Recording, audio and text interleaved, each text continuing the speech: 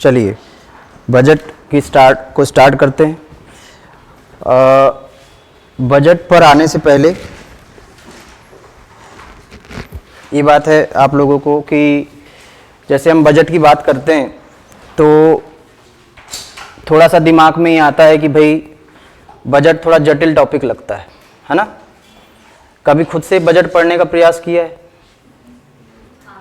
हिम्मत ही नहीं होती है, बोले हिम्मत ही नहीं कर पाते हो, है ना। ज़्यादातर लोगों के साथ ये दिक्कत है। कुछ कुछ लोग आसानी से पढ़ लेते हैं, समझ लेते हैं, लेकिन ज़्यादातर लोगों के साथ में दिक्कत ये जाती है कि वो बजट पढ़ना ही नहीं चाहते हैं। बजट आता है जैसे ही अरे कोई कहीं से कुछ अच्छा सा बता दे, ठीक है, यही धारणा है। और ऐसा क्यों है भाई? और ऐसा इसलिए है क्योंकि हमारे दिमाग में पहले से ही बजट की थोड़ी सी धारणाएं गलत बैठी हुई है। हम लोग क्या समझते हैं कि बजट क्या होता है? बजट पूरा का पूरा जो है आंकड़ों का खेल है, ऐसा सोचते हैं कि आंकड़े आते होंगे इसमें गवर्नमेंट ऑफ इंडिया के द्वारा, उधर से वित्त मंत्री आते होंगे या प्रधानमंत्री जो भी है आपके, और उन्होंने पूरा साल भर का ब्यौरा आपके सामने रख दिया, ठीक है, कि यहाँ हम इतना पैसा खर्च करेंगे, वहाँ ये करेंगे, ऐसा करेंगे, वैसा करेंगे, और ये पूरे आंकड़े आपके दिमाग में आते हैं।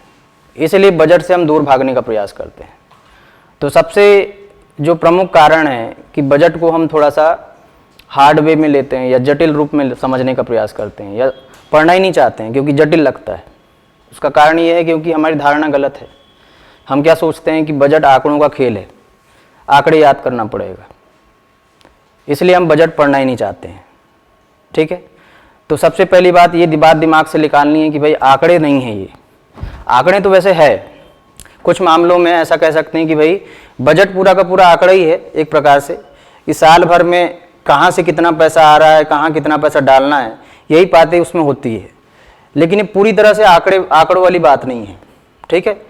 ये बात है नीतियों से संबंधित कि गवर्नमेंट ऑफ इंडिया या जो भी गवर्नमेंट, स्टेट लेवल पर भी बजट आता है ना, एमपी का बजट आया होगा, तो जो भी सरकार अपना बजट पेश करती है वो बजट में क्या होता है, बजट क्यों पेश करती है। तो सबसे पहली बात ये कि बजट पेश करने के पीछे लॉजिक ये है कि सरकार अपनी जिम्मेदारी बताती है कि हमने जो पैसा सरकार से लिया है, ठीक है, उसको सही जगह खर्च किया है। हम पढ़ते हैं ना कि लोकसभा में सरकार का उत्तरदायित्व सुनिश्चित करता है विपक्ष, है ना। विपक्ष का मेन रोल क्या होता है? सरकार में दो पक्ष और विपक्ष है, मतलब सरकार के स्तर पर देखा जाए तो, गवर्नमेंट के स्तर पर देखा जाए तो पक्ष और विपक्ष है। तो पक्ष का जो सरकार बनी है, जिस दल ने अपनी सरकार बनाई है, उस दल द्वारा भारत के संचित निधि से पैसा खर्च किया गया साल भर में। सरकारी खजाने से क्या किया गया? पैसा खर्च किया गया। अब पैसा कहाँ खर्च किया गया है और किस मद पर खर्च किया गया है, कितना खर्च किया गया है, कैसे खर्च किया गया है, इन सारी बातों का जवाब बजट है। सरकार आपको बताती है कि हमने इन जगहों पर पैसा खर्च किया है और हमको यहाँ से ये आउटपुट निकल कर आया, ठीक है। उसमें ये भी बताती सरकार कि हमने जो पैसा खर्च किया किसी मद पर, तो वहाँ से कितना पैसा, उतना हमको प्रॉफिट कितना हुआ, या हमको मिला क्या वहाँ से। तो ये थोड़ा उबाऊ टॉपिक नहीं है, इंटरेस्टिंग टॉपिक है। हमारे देश की बजट की बात हो रही है, कहने का मतलब ये है कि भाई सरकार ने आपसे टैक्स लिया, मतलब नागरिकों से टैक्स लिया, पैसा वसूल किया, और भी दूसरे सोर्सेस से पैसा आने के, सभी जगहों से जो पैसा आया सरकार के पास, फिर सरकार ने उसको कहाँ लगाया, सही जगह लगाया कि नहीं लगाया, क्या जुआ सट्टेबाजी में उड़ा दिया, ठीक है। यही सब बातें आपको जानना है और ये जानना चाहिए हर नागरिक को कि हमने जो पैसा टैक्स के रूप में गवर्नमेंट को पे किया है, सरकार ने उसको सही जगह लगाया कि नहीं लगाया, लोगों के हित में लगाया कि अहित में लगाया, ठीक है। तो ये जो है एक प्रकार से सरकार की जिम्मेदारी है बजट, और उसका वित्तीय उत्तरदायित्व सुनिश्चित करता है लोगों के प्रति सरकार का, ठीक है। तो बजट पूरी तरह से आंकड़ों का खेल नहीं होता। एक तो वित्तीय उत्तरदायित्व सुनिश्चित हुआ। दूसरी बात, सरकार ये भी बताती है कि आगे आने वाले एक साल में हमारे पास इतना पैसा आएगा, खालिस्तान पैसा आएगा, और उस पैसे को हम किसी फलानी जगह जो है इन्वेस्ट करेंगे या इतनी जगह हम डालेंगे, तो पिछले साल उसने जो खर्च किया उसका ब्यौरा देता है, आगे आने वाले साल का ब्यौरा उसमें होता है और वर्तमान साल का। तो बजट में कितने साल का ब्यौरा हो गया? 3 साल का पूरा इसमें ब्यौरा है, पूरा 3 साल का उनका सिनेरियो है कि पैसा कहाँ से आ रहा है, कहाँ वो इन्वेस्ट करना चाह रहे हैं, ये पूरी बातें उसमें लिखी हुई है। अब ये जो है एक प्रकार से वित्तीय पॉलिसी भी है, मतलब फाइनेंशियल पॉलिसी भी है, वित्तीय नीति भी है। ठीक है, वित्तीय नीति कैसे? सरकार के पास मान लो कि 100 रुपये आया, ठीक है, फॉर एग्जाम्पल 100 रुपये ही मान के चलते हैं, वित्त के क्षेत्र में, बजट के क्षेत्र में किसी भी पैसे को 100 रुपये मान के चलते हैं या 100% मान के चल लो, है ना, 100% पैसा है। अब सरकार बजट में बताती है कि हम रेलवे में इतना खर्च करेंगे, शिक्षा पर इतना खर्च करेंगे, हेल्थ पर इतना खर्च करेंगे, ठीक है, ऐसा उसने अलग अलग पैसा बांट दिया। अब आपको ये देखना है कि सरकार ने जो पैसा बांटा है, पिछले साल हेल्थ में कितना बांटा था, इस साल हेल्थ में कितना बांटा है। आज आप देख रहे हो पूरे विश्व की स्थिति हेल्थ के स्तर पर, कोरोना महामारी ने सबकी हकीकत सामने ला दी, ठीक है, इवन विकसित देशों की भी, भारत उनकी तुलना में ज़्यादा अच्छे से खड़ा रहा। देखा जाए तो पॉपुलेशन ज़्यादा है, विकासशील देश है, उसके बावजूद भी हम अच्छे से खड़े रहे, ठीक है, जबकि हमारा हेल्थ इन्वेस्टमेंट बहुत कम है, हेल्थ में हमारा निवेश बहुत कम है, बहुत कम पैसा डालते हैं, ठीक है। आज से 2 साल पहले आप देखोगे तो पूरी जीडीपी का मतलब टोटल 100 रुपये में केवल 1 या 1.5 रुपये लगभग हम वहाँ देते थे, उससे ज़्यादा नहीं, ठीक है। फिर गवर्नमेंट ने, आपको पता है कि हमने वो भी पढ़ी है, स्वास्थ्य नीति, उसमें कहा कि हम 2.5 रुपये खर्च करेंगे, 100 में से कितना रुपये, 2.5 रुपये, मतलब 2.5% खर्च करेंगे पूरी जीडीपी का। तो आपको ये देखना पड़ेगा कि अब हमारे पास एक टारगेट, एक नीति थी, स्वास्थ्य नीति, वहाँ पर कितना % बोला था उनने, 2.5% बोला था ना खर्च करने का। तो आपको ये देखना पड़ेगा कि ये बजट जो आया है उसमें हेल्थ पर कितना % खर्च करने की बात की गई है, क्या 2.5% खर्च करने की बात की है कि नहीं की है, और नहीं की होगी तो आप तुरंत समझ जाओगे कि बजट कैसा है, हेल्थ के लिए अच्छा है या बुरा है। तो पहली बात यह है कि हम बजट के प्रति हमारी जो धारणा है, जो हम जटिल चीज़ों को समझ रहे हैं, उसको निकालना है दिमाग से। उसको इसलिए निकालना है ताकि अगली बार जब बजट आए तो पहले आप पढ़ो उसको अच्छे से। और आप क्या पढ़ो उसमें, आप पढ़ो बजट भाषण जो वित्त मंत्री जी द्वारा दिया जाता है पूरे के पूरे सदन में, पूरा बजट भाषण पढ़कर सुनाती है। अभी जैसे इस बार निर्मला सीतारमण जी ने सुनाया, ठीक है, वो बजट भाषण काम का है। तो उसको पढ़ोगे तो आंकड़ों को आपको पढ़ना नहीं पड़ेगा, वहाँ से आपको जानकारी मिलेगी, आंकड़े नहीं मिलेंगे, ठीक है। तो वो एक धारणा निकालो दिमाग से। दूसरी बात ये कि आप अपना खुद का व्यू डेवलप करो। सेकंड पॉइंट ये कि आप अपना खुद का व्यू डेवलप करो कि बजट जो आया है, जैसे हम पूरा बजट पढ़ लेंगे, उसके बाद आप तय करना कि बजट अच्छा है या बुरा है, सही है कि गलत है, पॉजिटिव है कि नेगेटिव है, किस एरिया में पॉजिटिव है, किस एरिया में नेगेटिव है, कहाँ और ज़्यादा काम करने की ज़रूरत थी। जैसे हम देखते हैं ना टीवियों पर, बजट के बाद विश्लेषक आते हैं, आर्थिक विश्लेषक, और वो बताते हैं, मतलब सब अपने अपने एरिया पर बात करते हैं। कुछ लोग होल पूरे बजट पर बात करते हैं कि भी बजट ने हेल्थ में कम पैसा डाला है या शिक्षा में बहुत अच्छा काम कर रहे हैं, इस प्रकार की बातें वो करते हैं और वो एनालिसिस करके बताते हैं। बजट के तुरंत बाद उनका एनालिसिस आ जाता है। तो ऐसा कैसे आ जाता है? उनके पास यही जो आपको भी थोड़ी देर पहले प्रति हमने दिखाई थी 2-3, वही वो फटाफट देखते हैं, आधा 1 घंटा में देख के हो जाता है।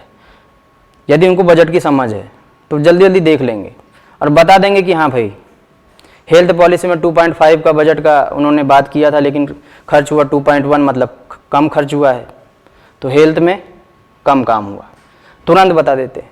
तो वो क्षमता अपने को डेवलप करनी है। तो दूसरा बात ये है।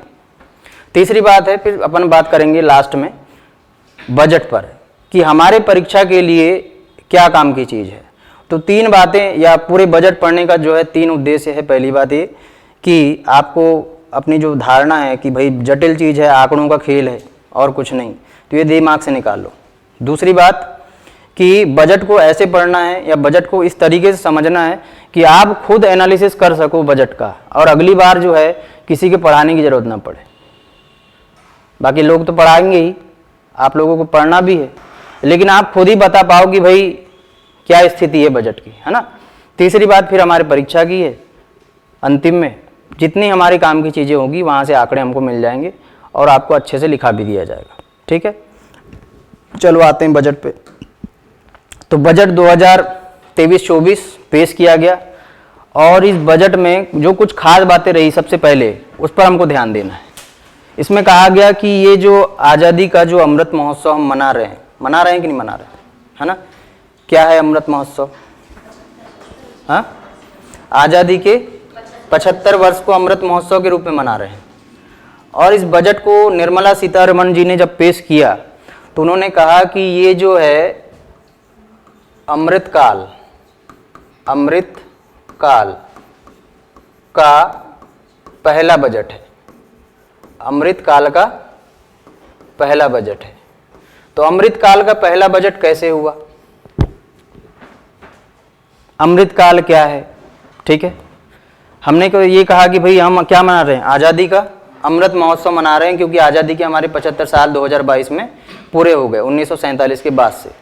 ठीक है, तो 2022 में 15 अगस्त 2022 को प्रधानमंत्री मोदी जी ने कहा कि यहाँ से जो है हमारा अब अमृत काल वाला फेज शुरू होता है।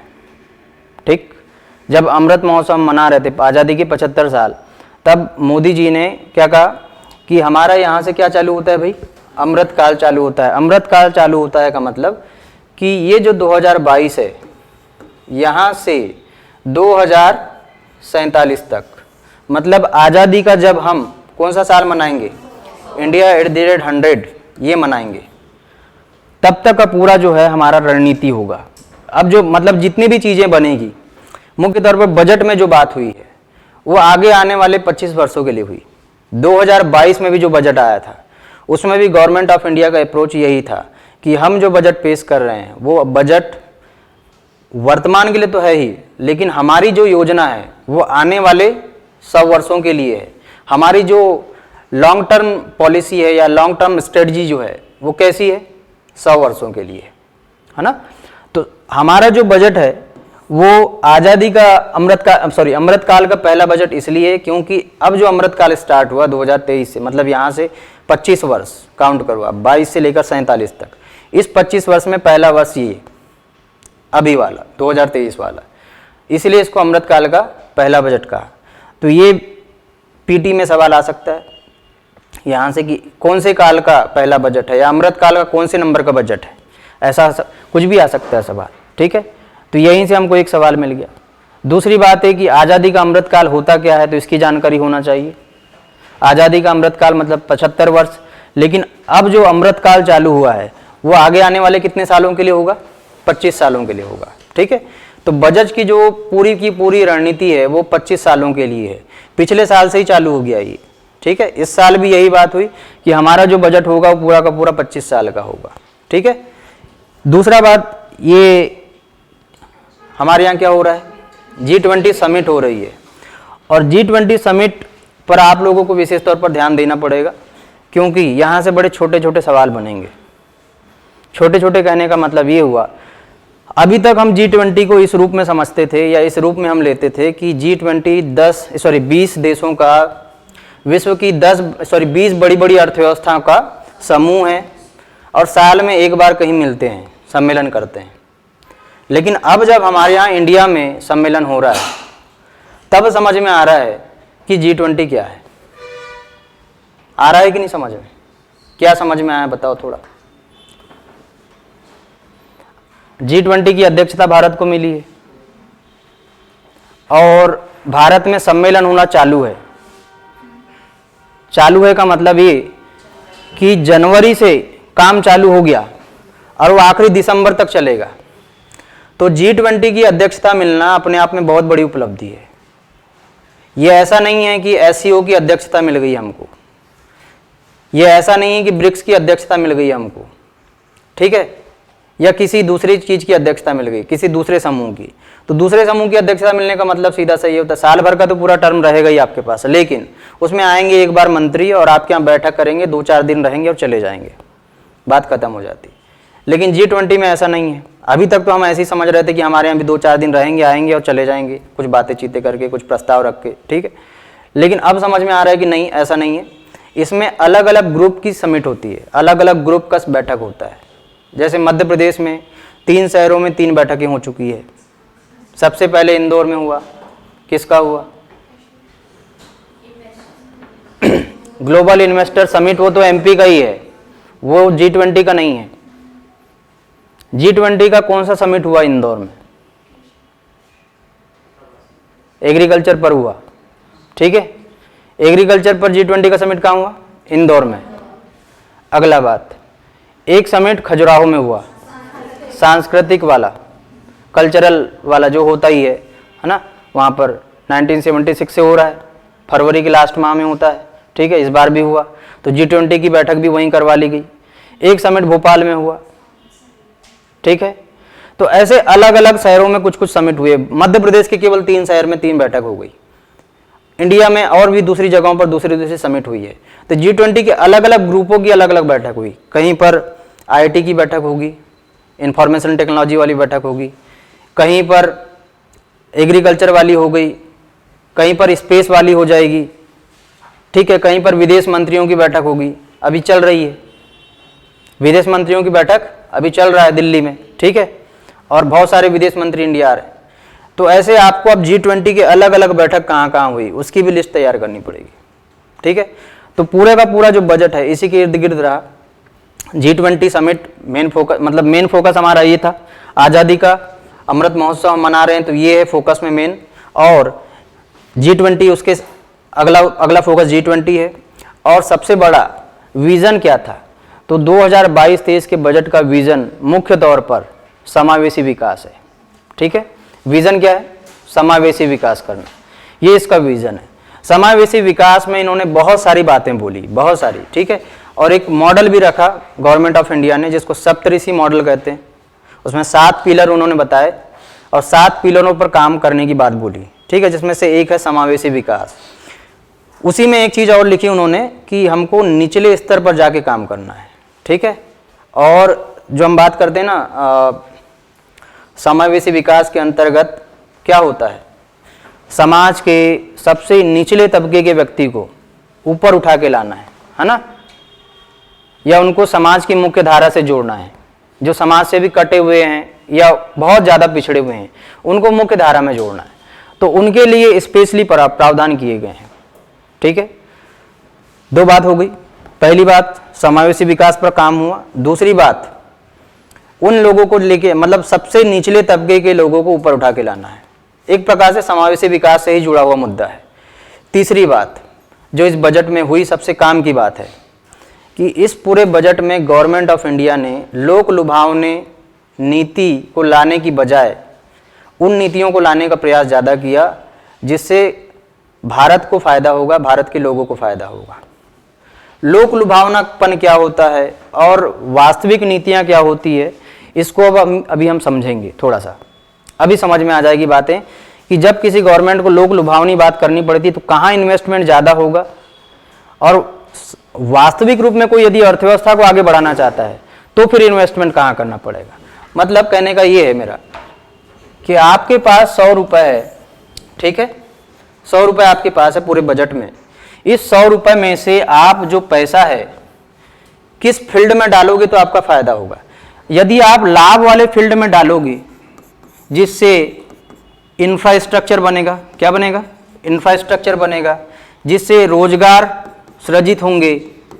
इंफ्रास्ट्रक्चर में आप इन्वेस्टमेंट करोगे मतलब सड़क बनाओगे, तो सड़क बनाने के लिए लोगों को काम पे लगाना पड़ेगा, तो रोजगार क्रिएट होगा। यदि आप इस फील्ड में इन्वेस्टमेंट करोगे तो आपकी अर्थव्यवस्था को क्या होगा? फायदा होगा, हानि होगी? फायदा होगा ना, फायदा होगा। तो यहाँ इन्वेस्ट कर रहे हो या हानि वाले क्षेत्र में इन्वेस्ट कर रहे हो। हानि वाला क्षेत्र कहने का मतलब कि आप जो है अपना जो व्यय है वो राजस्व क्षेत्र में करते हो, राजस्व व्यय कुछ बढ़ा देते हो। राजस्व व्यय क्या होता है, ये पूंजीगत व्यय क्या होता है, इस पर हम अभी बात करेंगे, ठीक है। इसीलिए आज की क्लास मुख्य तौर पर हमारा जो मुख्य फोकस है वो ये है कि भाई आपको पहले बजट का जितना बेसिक कॉन्सेप्ट है वो समझा दें, तभी आप समझ पाओगे कि मैं यदि कहूँ कि भाई सरकार ने पूंजीगत व्यय को 33.4% बढ़ा दिया है, ठीक है। पिछले साल की तुलना में सरकार ने पूंजीगत बजट पर व्यय जो है या पूंजीगत क्षेत्र में व्यय को कितना % बढ़ा दिया, 33.4%, मतलब 33.4% बढ़ा दिया है। तो आप ये बात जैसे ही सुनोगे तो आपके दिमाग में अभी तो कुछ नहीं आ रहा होगा कि क्या ये पूंजीगत बजट क्या है, पूंजीगत व्यय क्या है, ठीक है, अभी नहीं आएगा समझ में। जब आप समझ जाओगे कि पूंजीगत व्यय क्या होता है और पूंजीगत व्यय करना क्या सही है क्या गलत है, जब आप समझ जाओगे तो आप खुद ही बता पाओगे कि हाँ ये तो बहुत अच्छा काम किया गवर्नमेंट ने, ठीक है। तो आज की क्लास जो है हमारी मुख्य तौर पर बेसिक कॉन्सेप्ट पर रहेगी। हमको ये समझना है कि बजट क्या होता है, बजट का इतिहास क्या है, भारत में बजट का इतिहास क्या है, और फिर बजट में क्या क्या चीज़ें होती है और कहाँ इन्वेस्टमेंट करना चाहिए, कहाँ नहीं करना चाहिए। बहुत सारे टर्मिनोलॉजी आएगी इसमें आपके सामने। राजस्व बजट राजस्व व्यय क्या होता है, पूंजीगत व्यय क्या होता है, राजस्व आय क्या होती है, पूंजीगत आय क्या होती है, और इस पर बड़े बेसिक से सवाल भी आपको परीक्षा में देखने को मिलेंगे, आपके इकोनॉमी का ही पार्ट है, ठीक है। तो ऐसा नहीं कि हम जो पढ़ रहे हैं वो केवल नॉलेज के लिए है, ये परीक्षा के लिए भी इम्पोर्टेंट है। आपको पूछा जा सकता है कि निम्नलिखित में से कौन सा व्यय पूंजीगत व्यय में शामिल नहीं होता, ऐसा एक सवाल आ सकता है परीक्षा में। या निम्नलिखित में से कौन सा एक व्यय राजस्व व्यय का हिस्सा है, ठीक है। निम्नलिखित में से कौन से कर प्रत्यक्ष कर है, निम्नलिखित में से कौन से कर अप्रत्यक्ष कर है, या करों से जो आय होती है उसको किस में शामिल करते हैं, राजस्व में करते हैं कि पूंजीगत में करते हैं। ऐसे सामान्य से सवाल बन सकते हैं और इसको बहुत आराम से हम यहाँ पर आज समझेंगे, ठीक है। तो मेन हमारा जो फोकस है वो ये बजट तो है ही, लेकिन बजट के साथ साथ उसकी जितनी आधारभूत संकल्पना है, जितने बेसिक कॉन्सेप्ट है उसको समझने का है, ठीक है। तो चालू करते हैं बेसिक कॉन्सेप्ट से कहानी। आगे आओ। अब हमको इसमें ये सारी चीजें डिस्कस करनी है। बजट का इतिहास, बजट कितने प्रकार का होता है, इन सारी चीजों को हमको डिस्कस करना है। अब ये सारी चीजें जब डिस्कस हो जाएगी तो काम बड़ा आसान हो जाएगा। बजट डिस्कस करना है, बजट क्या होता है, तो बजट क्या होता है इस पर हम बात कर लेंगे अभी। बजट का इतिहास क्या है, पूरे के पूरे बजट कब से आना चालू हुआ, कहाँ सबसे पहली बार आया। तीसरी बात, बजट के कितने प्रकार होते हैं, अलग अलग टाइप के बजट आते हैं, ठीक है। अब वो अलग अलग टाइप के बजट क्या क्या है। तीसरा, बजट के अवयव क्या क्या है। तो ये अवयव वाला जो टॉपिक है ये सबसे इंपॉर्टेंट है परीक्षा के दृष्टिकोण से। इकोनॉमी के लेवल पर बजट के अवयव में क्या क्या चीजें शामिल होती है ये आपको बहुत अच्छे से पता होना चाहिए, ठीक है।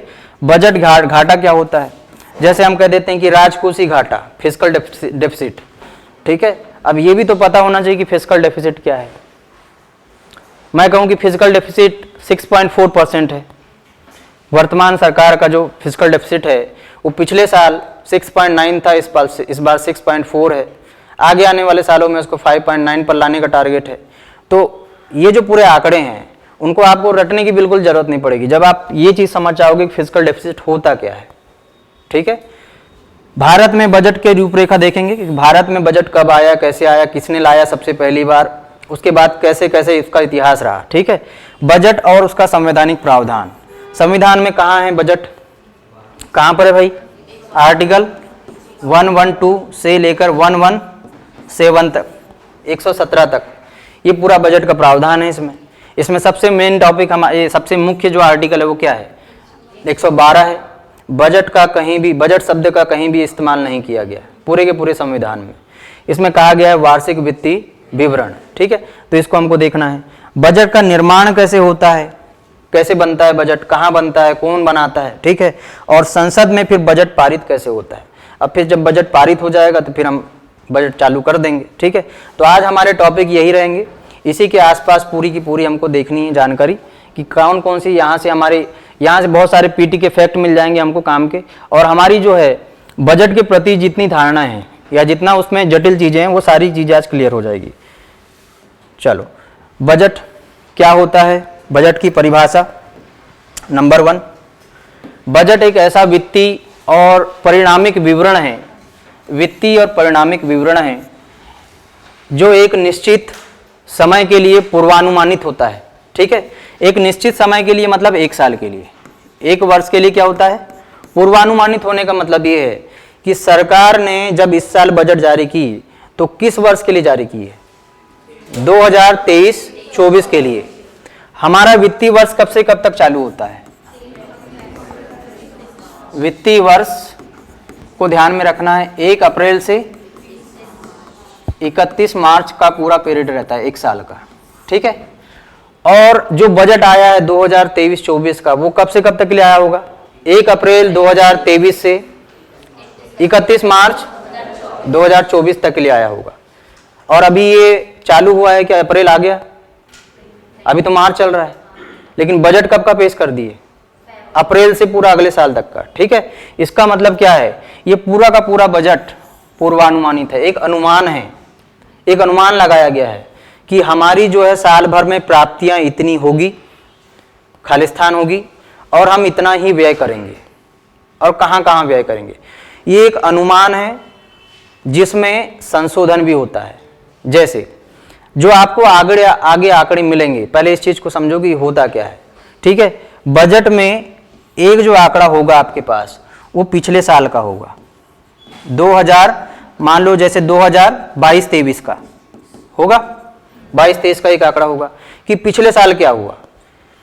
फिर पिछले साल सरकार ने 23-24 का बजट, 22-23 का बजट पेश की थी, तो उसका पूर्वानुमान जारी करेगा। मतलब उसका जो लॉजिक था कि भाई 23 के लिए क्या बजट उनका पूर्वानुमान था, 23 के लिए जो आंकड़े थे उनके, वो आंकड़े रहेंगे कि 2022-23 के लिए उनके क्या आंकड़े उन्होंने निर्धारित किए थे। मतलब जैसे मान लीजिए, जैसे हम अभी 2023 में 2023-24 की बात कर रहे हैं, वैसे ही 2022 में 22-23 की बात की होगी, अगले साल की, तो वो आंकड़े होंगे कि गवर्नमेंट ने क्या डिसाइड किया था, कहाँ कितना खर्च करना है।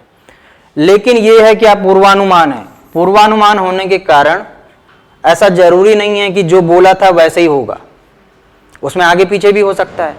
फिर एक आंकड़े मिलेंगे आपको यहाँ पर, संशोधित आंकड़े। कौन से आंकड़े? संशोधित, कि भाई हमने जो यहाँ 22-23 के लिए पूर्वानुमान लगाया था, वो पूर्वानुमान तो ऐसा था कि यहाँ पर हम खर्च करेंगे मान लो 80 रुपए, लेकिन हो गया कितना गया संशोधन में, 100 हो गया खर्च। तो संशोधित आंकड़ा होगा एक, और फिर लास्ट में एक आंकड़ा होगा कि अब 2023-24 के लिए हम ये आंकड़े पेश कर रहे हैं। अब अगले साल जो बजट आएगा उसमें क्या होगा, सोचो। ये होगा कि भाई संशोधित आंकड़े जितना खर्च हो गया, एक पॉइंट तो ये रहेगा, ठीक है। दूसरा पॉइंट ये रहेगा कि 23-24 में हमने क्या डिसाइड किया था, डिसाइड क्या किया था वो रहेगा। लेकिन डिसाइड करने के बाद भी जो डिसाइड किया था वो हो नहीं पाया, उससे कुछ अलग ही हो गया, तो ये एक आंकड़े क्या मिलेंगे आपको, संशोधित वाले मिलेंगे। अब ये जो 2023-24 का आंकड़ा है वो अगले साल संशोधित होगा, ठीक है। चौथी बात, फिर अगले साल 2024-25, तो 4 डेटा होता है, 4 सारणी बनती है, ठीक है। अभी आपको सब कुछ आगे समझ में आएगी और भी बातें।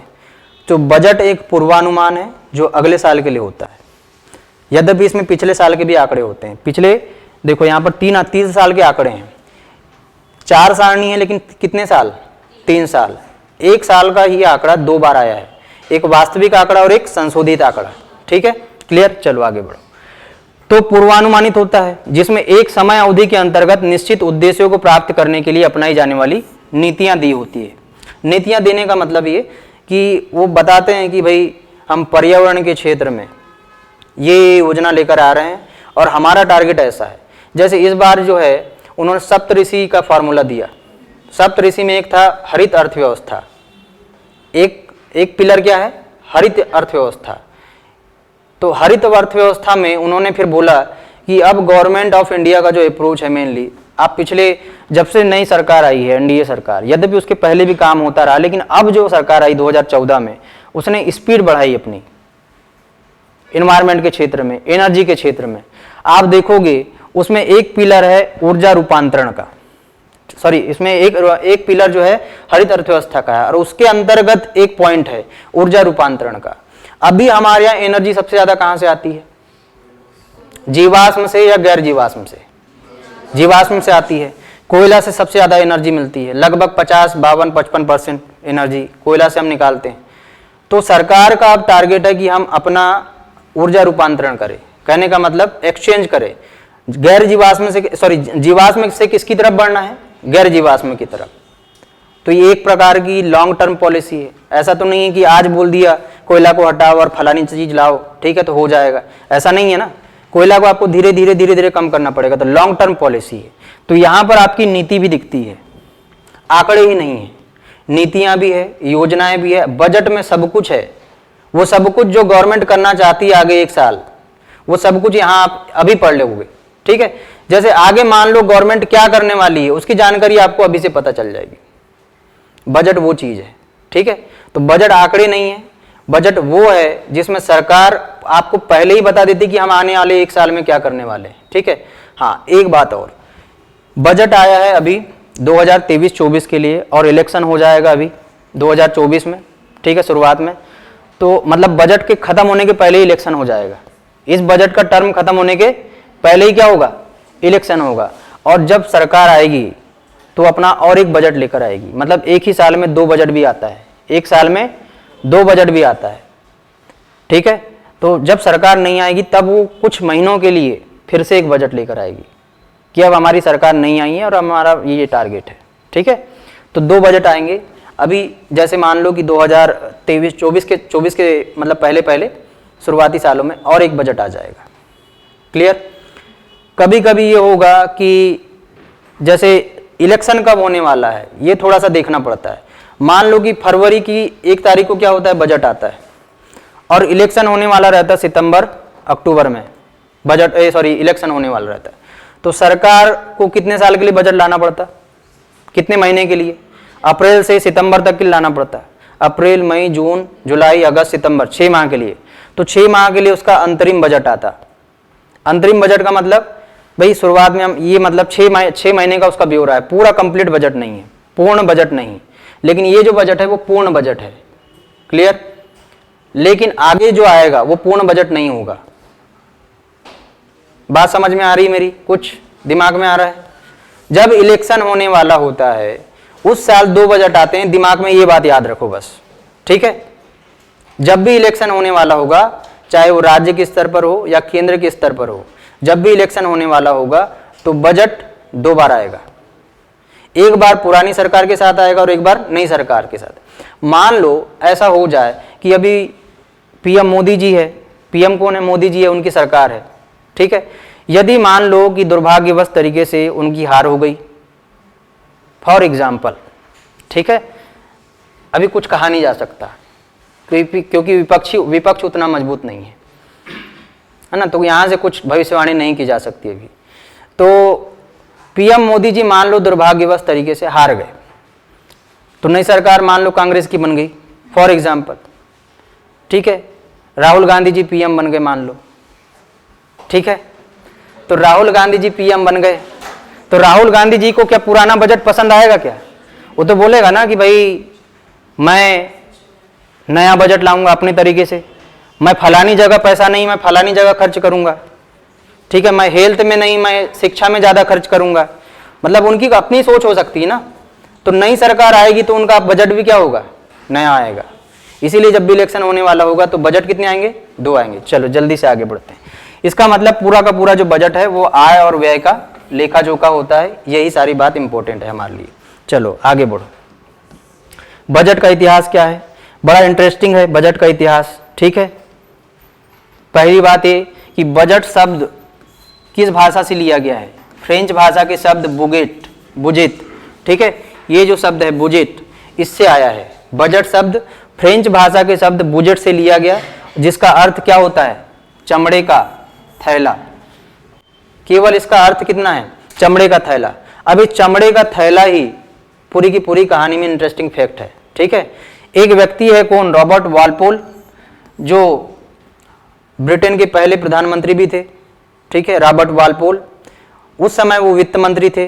कब की बात है, 1733 में, 1733 में ये वित्त मंत्री थे। इन्होंने एक ऐसे ही एक ब्यौरा पेश किया, पूरा आय व्यय क्या, और एक पेश किस में किया, ऐसी चमड़े के थैले में किया, ठीक है।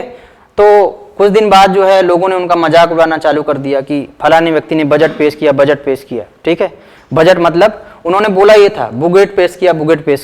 बुगेट मतलब चमड़े का थैला पेश किया, और यही शब्द फिर वो प्रचलन में आ गया, ठीक है। और यहीं से फिर बजट शब्द इसको दिया जाने लगा। तो जो आय व्यय का ब्यौरा जो वित्त मंत्री द्वारा पेश किया जाता है किसी भी देश में, उसको बजट शब्द जो दिया गया वो कहां से दिया गया, यहां से दिया गया। रॉबर्ट वालपोल ने सबसे पहली बार 1733 में अपने वित्तीय प्रस्तावों से संबंधित कागजात को संसद के सामने पेश करने के लिए चमड़े का थैले का इस्तेमाल किया था, और फिर बाद में लोगों ने इसी का हंसी मजाक उड़ाया कि बजट पेश किया गया, ठीक है, और यही शब्द फिर बजट शब्द प्रचलन में आ गया, ठीक है। ये इसके पीछे की पूरी कहानी है। चलो आगे बढ़ते हैं, देखते हैं बजट के प्रकार कितने हैं। तो बहुत सारे प्रकार है, अलग अलग प्रकार है, ठीक है। बजट के प्रकारों में एक है पारंपरिक बजट या आम बजट, पारंपरिक या आम बजट जिसको हम कहते हैं। दूसरा है निष्पादन बजट, परफॉर्मिंग बजट, ठीक है। आउटकम बजट एक होता है, ठीक है, एक है आउटकम बजट। चौथा है शून्य आधारित बजट, जीरो बेस्ड बजट बोलते हैं। संतुलित बजट, ठीक है, बैलेंस बजट है। जेंडर बजट, और एक है घाटे का वित्तीय बजट या घाटे की अर्थव्यवस्था भी बोलते हैं, ठीक है।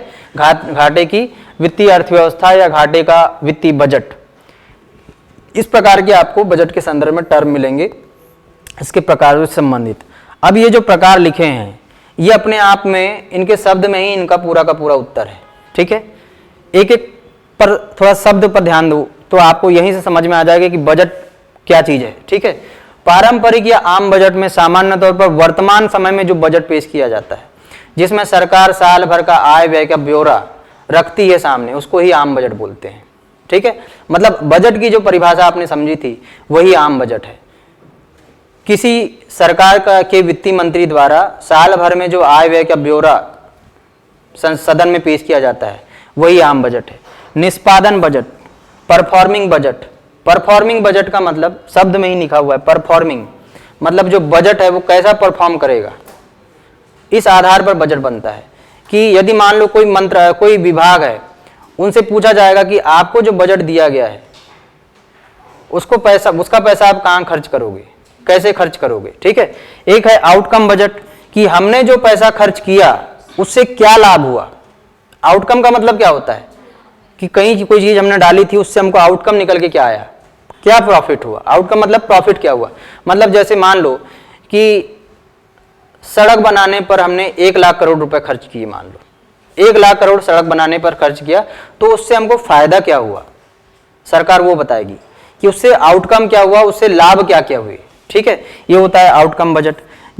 शून्य आधारित बजट का मतलब ये कि जो बजट पेश होता है उसमें सारे जितने अलग अलग जितने मतलब अर्थव्यवस्था के क्षेत्र है, स्वास्थ्य, शिक्षा, ठीक है, आवास, अवसंरचना निर्माण, इन सबों को जो पुराना जो खर्चा किया गया है उन सबको जीरो मान लिया जाता है। मतलब पुराने को कुछ भी ध्यान नहीं रखना है, अब नए तरीके से आपको चालू करना है। जीरो बेस्ड बजट मतलब जो पुरानी चीज है उसको भूल जाओ, अब नए तरीके से चीजों को चालू करो, ठीक है। इन सब पर हम अभी और डिटेल में बात करेंगे। यहां पर मैं केवल ये कोशिश कर रहा हूं कि आप शब्द से ही समझने का प्रयास कर लो, तो आगे जो है इसको रटने की जरूरत नहीं पड़ेगी। अगला है संतुलित बजट, बैलेंस बजट। संतुलित का मतलब भाई बराबर होगा, जितना आ रहा होगा उतना ही खर्च भी हो रहा होगा। मतलब सरकार का जो घाटा है वो जीरो होगा, जितना पैसा गवर्नमेंट के पास आया था उतना ही खर्च किया, उससे ज्यादा खर्च नहीं किया, तो उसका जो घाटा है वो कैसा होगा, जीरो हो जाएगा, है ना। इसी को क्या कहेंगे, संतुलित बजट। जेंडर बजट, लड़कियों को बहुत पहले समझ में आ गया होगा लगता है, आया कि नहीं आया। जेंडर की जब भी बात होती तो किसके लिए बात होगी, महिलाओं के लिए बात होगी, कि पूरे के पूरे बजट में महिलाओं के लिए कितना खर्च किया गया। जैसे इस बार एमपी के बजट को आप देखो तो श्री शिवराज सिंह चौहान जी द्वारा, ठीक है, हमारे मुख्यमंत्री, उनके द्वारा जो है महिलाओं के लिए स्पेशली बजट पेश किया गया। कितना परसेंट, हाँ, कितना परसेंट बजट केवल महिलाओं के लिए लाया गया। पेपर नहीं पढ़ते हो, अब जाके देखना पहले कितना परसेंट आया, और कौन कौन सी नई नई योजना, सबसे ज्यादा खर्च का किस योजना पर है। हाँ, फॉर्म डाल देना सब, ठीक है, 1000 रुपये तो आ ही जाएगा। लाडली बहना योजना, क्या सब ले सकते हैं भाई? केवल शादीशुदा ले सकते हैं क्या? ऐसा है क्या? क्या नहीं तो टैक्स तो आप लोग पे ही नहीं करते हो ना, अभी कमाते ही नहीं हो तो कहां से टैक्स पे करोगे? ठीक है, हाँ शादी भी नहीं हुई है, ये एक मुद्दा है क्या? अब देख लो भाई अपने हिसाब से, है ना। शादी वादी मामले में जो है कमेंट करना बुरा है। चलो, तो जेंडर बजट, जेंडर बजट का मतलब क्या हुआ कि सरकार ने महिलाओं के लिए स्पेशली कितना खर्च किया है। एक है घाटे का वित्तीय बजट, ये जो संतुलित बजट हमने पढ़ा ना, इसके विपरीत ये है, जितना पैसा आया उससे ज्यादा हमने खर्च कर दिया। ठीक है, जितना पैसा आया था उससे ज्यादा जब आप खर्च कर दोगे तो क्या हो जाएगा? घाटा हो जाएगा ना।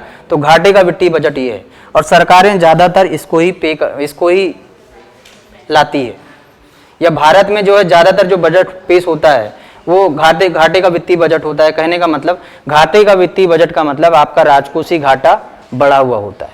जितना पैसा हमारे पास आता है उससे ज्यादा पैसा हम खर्च कर देते हैं।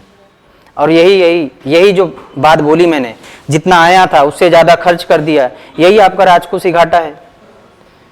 कमाया 100 रुपए था, खर्च कर दिया 150 रुपए, तो राजकोषीय घाटा कितना हो गया? 50 रुपए का। ठीक है, इसमें बाह्य उधारियों को छोड़ दिया जाता है। बाह्य उधारी का मतलब ये कि जो आपने 150 रुपए मान लो खर्च, जैसे फॉर एग्जाम्पल समझो, अभी आगे और पढ़ेंगे उसको, पर यही समझ लो थोड़ा सा। मान लो कि आपके पास आया था 100 रुपए, आपने खर्च किया कितना? 150 रुपए। लेकिन मान लो कि आपने अपने दोस्त से 20 रुपए ले लिया था, उस 150 में से 20 रुपए कहां से ले लिया? दोस्त से। तो दोस्त से 20 रुपए लिया, तो बाह्य उधारियों को इसमें छोड़ देते हैं, तो उसको छोड़ दो। मान लो 20 रुपए को आप छोड़ दो, दोस्त से लिया, छोड़ दो उसको, अब दोस्त को देना ही नहीं है। ठीक है, तो उसको छोड़ दो। समझ गए बात? तो बचा कितना फिर? माइनस कितना हुआ? मतलब पूरा का पूरा माइनस करने के बाद कितना पैसा आपके घाटे में जाएगा? 30 रुपए जाएगा ना। वही राजकोषीय घाटा है। अभी आगे पढ़ेंगे, चलो छोड़ो, अब एक एक को जल्दी जल्दी, थोड़ा सा अब बात हो गई है, फटाफट अब बात करनी है, बस निकलना है। आम बजट का मुख्य उद्देश्य क्या है? विधायिका और कार्यपालिका पर वित्तीय नियंत्रण स्थापित करना, कि मतलब जो बजट पेश किया गया उसमें आय व्यय का ब्यौरा दिया जाता है सरकार के द्वारा। आपने वो भी सुना होगा, कटौती प्रस्ताव आता है। ठीक है, आगे सब अभी सुनोगे। और ठीक है कि भाई सरकार ने जो बजट पेश किया उसमें विपक्ष क्या करता है कि नहीं इस मामले में इतना पैसा हम लोग नहीं देंगे। ठीक है, सांकेतिक कटौती कर दो, ठीक है, या नीतिगत कटौती कर दो, या आर्थिक कटौती कर दो। इस प्रकार की 3 कटौती प्रस्ताव आते हैं। ठीक है, और इस प्रकार से उनका वित्तीय नियंत्रण उस पर स्थापित होता है, सदन का, सरकार के ऊपर। ठीक है, कि सरकार ने जो बजट पेश किया है वो सही जगह खर्च हो, इसके लिए विपक्ष क्या काम करेगा? उस पर कटौती प्रस्ताव लाएगा या उस पर बहस करेगा। ठीक है, आम बजट में ये होगा। इस बजट में सरकार की आय व्यय का लेखा जोखा होता है। ठीक है, सामान्य सी बात है। इस बजट में सरकार अगले वित्त वर्ष में किस क्षेत्र में कितना धन खर्च करेगी इसका उल्लेख है। इसलिए हम इसको क्या बोलते हैं, जो हमारा बजट आता है उसको क्या बोलते हैं? हम आम बजट बोलते हैं कि नहीं बोलते हैं? बजट 2 प्रकार के होते हैं, मतलब ऐसे यदि देखो तो आम बजट है और एक रेलवे बजट है। ठीक है, रेल का बजट और आम बजट। तो आम बजट बोलते हो आप, तो आम बजट बोलने का मतलब ये सारी बातें उसमें होगी। ठीक है, वित्तीय उत्तरदायित्व तो सुनिश्चित होगा सरकार का, दूसरा लेखा जोखा होगा आय व्यय का साल भर का, और तीसरा कहां कितना पैसा खर्च करेगी सरकार इसका उल्लेख होगा। ठीक है, आगे बढ़ो। अगला परफॉर्मिंग बजट, निष्पादन बजट। निष्पादित बजट क्या होता है भाई? तो निष्पादित बजट का तात्पर्य ऐसी बजट प्रक्रिया से है जिसके अंतर्गत बजट में शामिल कार्यक्रमों तथा योजनाओं का क्रियान्वयन इस प्रकार से किया जाए कि अपेक्षित तथा वास्तविक निष्पादन के मध्य कम से कम अंतर हो। ठीक है, तथा परियोजनाओं का क्रियान्वयन इष्टतम स्तर पर हो सके। इस प्रकार निष्पादन बजट में कुशल प्रशासनिक कार्यतंत्र को महत्वपूर्ण स्थान दिया जाता है। कहने का मतलब यह है कि निष्पादन बजट मतलब एक प्रकार से आपको जो पैसा दिया गया है, उस जिस फील्ड के लिए दिया गया है उसको वहां बहुत अच्छे से आपको लागू करना है, उसको क्रियान्वयन कैसे करना है? बहुत बेहतर तरीके से करना है। ठीक है, और जब आपको जो बजट दिया गया है उसका आप अच्छे तरीके से लागू करोगे तो उससे जो मिलने वाला लाभ है, उसका जो परफॉर्मेंस है वो बेहतर होगा। जैसे हम कहते हैं ना कि खिलाड़ी ने अच्छा परफॉर्मेंस किया या नहीं किया, इस पर बात होती है, खिलाड़ियों के परफॉर्मेंस पर बात होती है। तो बात कैसे होती है कि भाई हमने इस खिलाड़ी पर साल भर में इसके ट्रेनिंग सेशन पर मान लो कि 1 करोड़ रुपए खर्च किया और इसको ओलंपिक में भेजा, लेकिन वहां इसने परफॉर्मेंस अच्छा नहीं कर पाया, मतलब उसको पैसा देने के बावजूद भी उसने परफॉर्मेंस अच्छा नहीं किया, या पैसा देने के बाद जब अच्छा परफॉर्मेंस कर दे तो उसको अच्छा परफॉर्म बोलोगे आप। अब मान लो कि उस पर आपने इन्वेस्ट ही नहीं किया, तो जाके खेल खुल के आ गया अपने हिसाब से, तो उस पर आप कोई आक्षेप नहीं लगा पाओगे। ठीक है, तो यहां पर भी सरकार का यही रहता है कि आपको जो पैसा दिया गया था किसी फील्ड में, आपने जब कितना उसको लागू किया, कैसे लागू किया, उसका क्रियान्वयन कैसे किया, ये देखा जाता है निष्पादित बजट में। चलो आगे बढ़ो। एक है परिणामोन्मुखी या आउटकम बजट। ठीक है, तो आउटकम बजट पर वैसी ही बात है जैसे इसमें बजट से पहले सरकार हर मंत्रालय से इस बात की रिपोर्ट मांगती है कि उन्होंने पिछले बजट की घोषणाओं पर कहां तक और कितना काम किया है। ठीक है, मतलब हर मंत्रालय या हर विभाग को बताना पड़ता है कि आपको पिछले साल जो पैसा दिया गया था उस पैसे को आपने कैसे लगाया, कैसे खर्च किया, उसको सही जगह खर्च किया कि नहीं किया, और उससे फायदा क्या मिला ये बताओ। ठीक है, यदि वो विभाग, यदि वो मंत्रालय बता पाएगा कि मैंने जो है फलानी जगह खर्च किया था और वहां से मेरे को ये फायदा है, तो सरकार सोचेगी कि हाँ यार भाई फायदा तो हुआ है, तो इसको बजट देना चाहिए।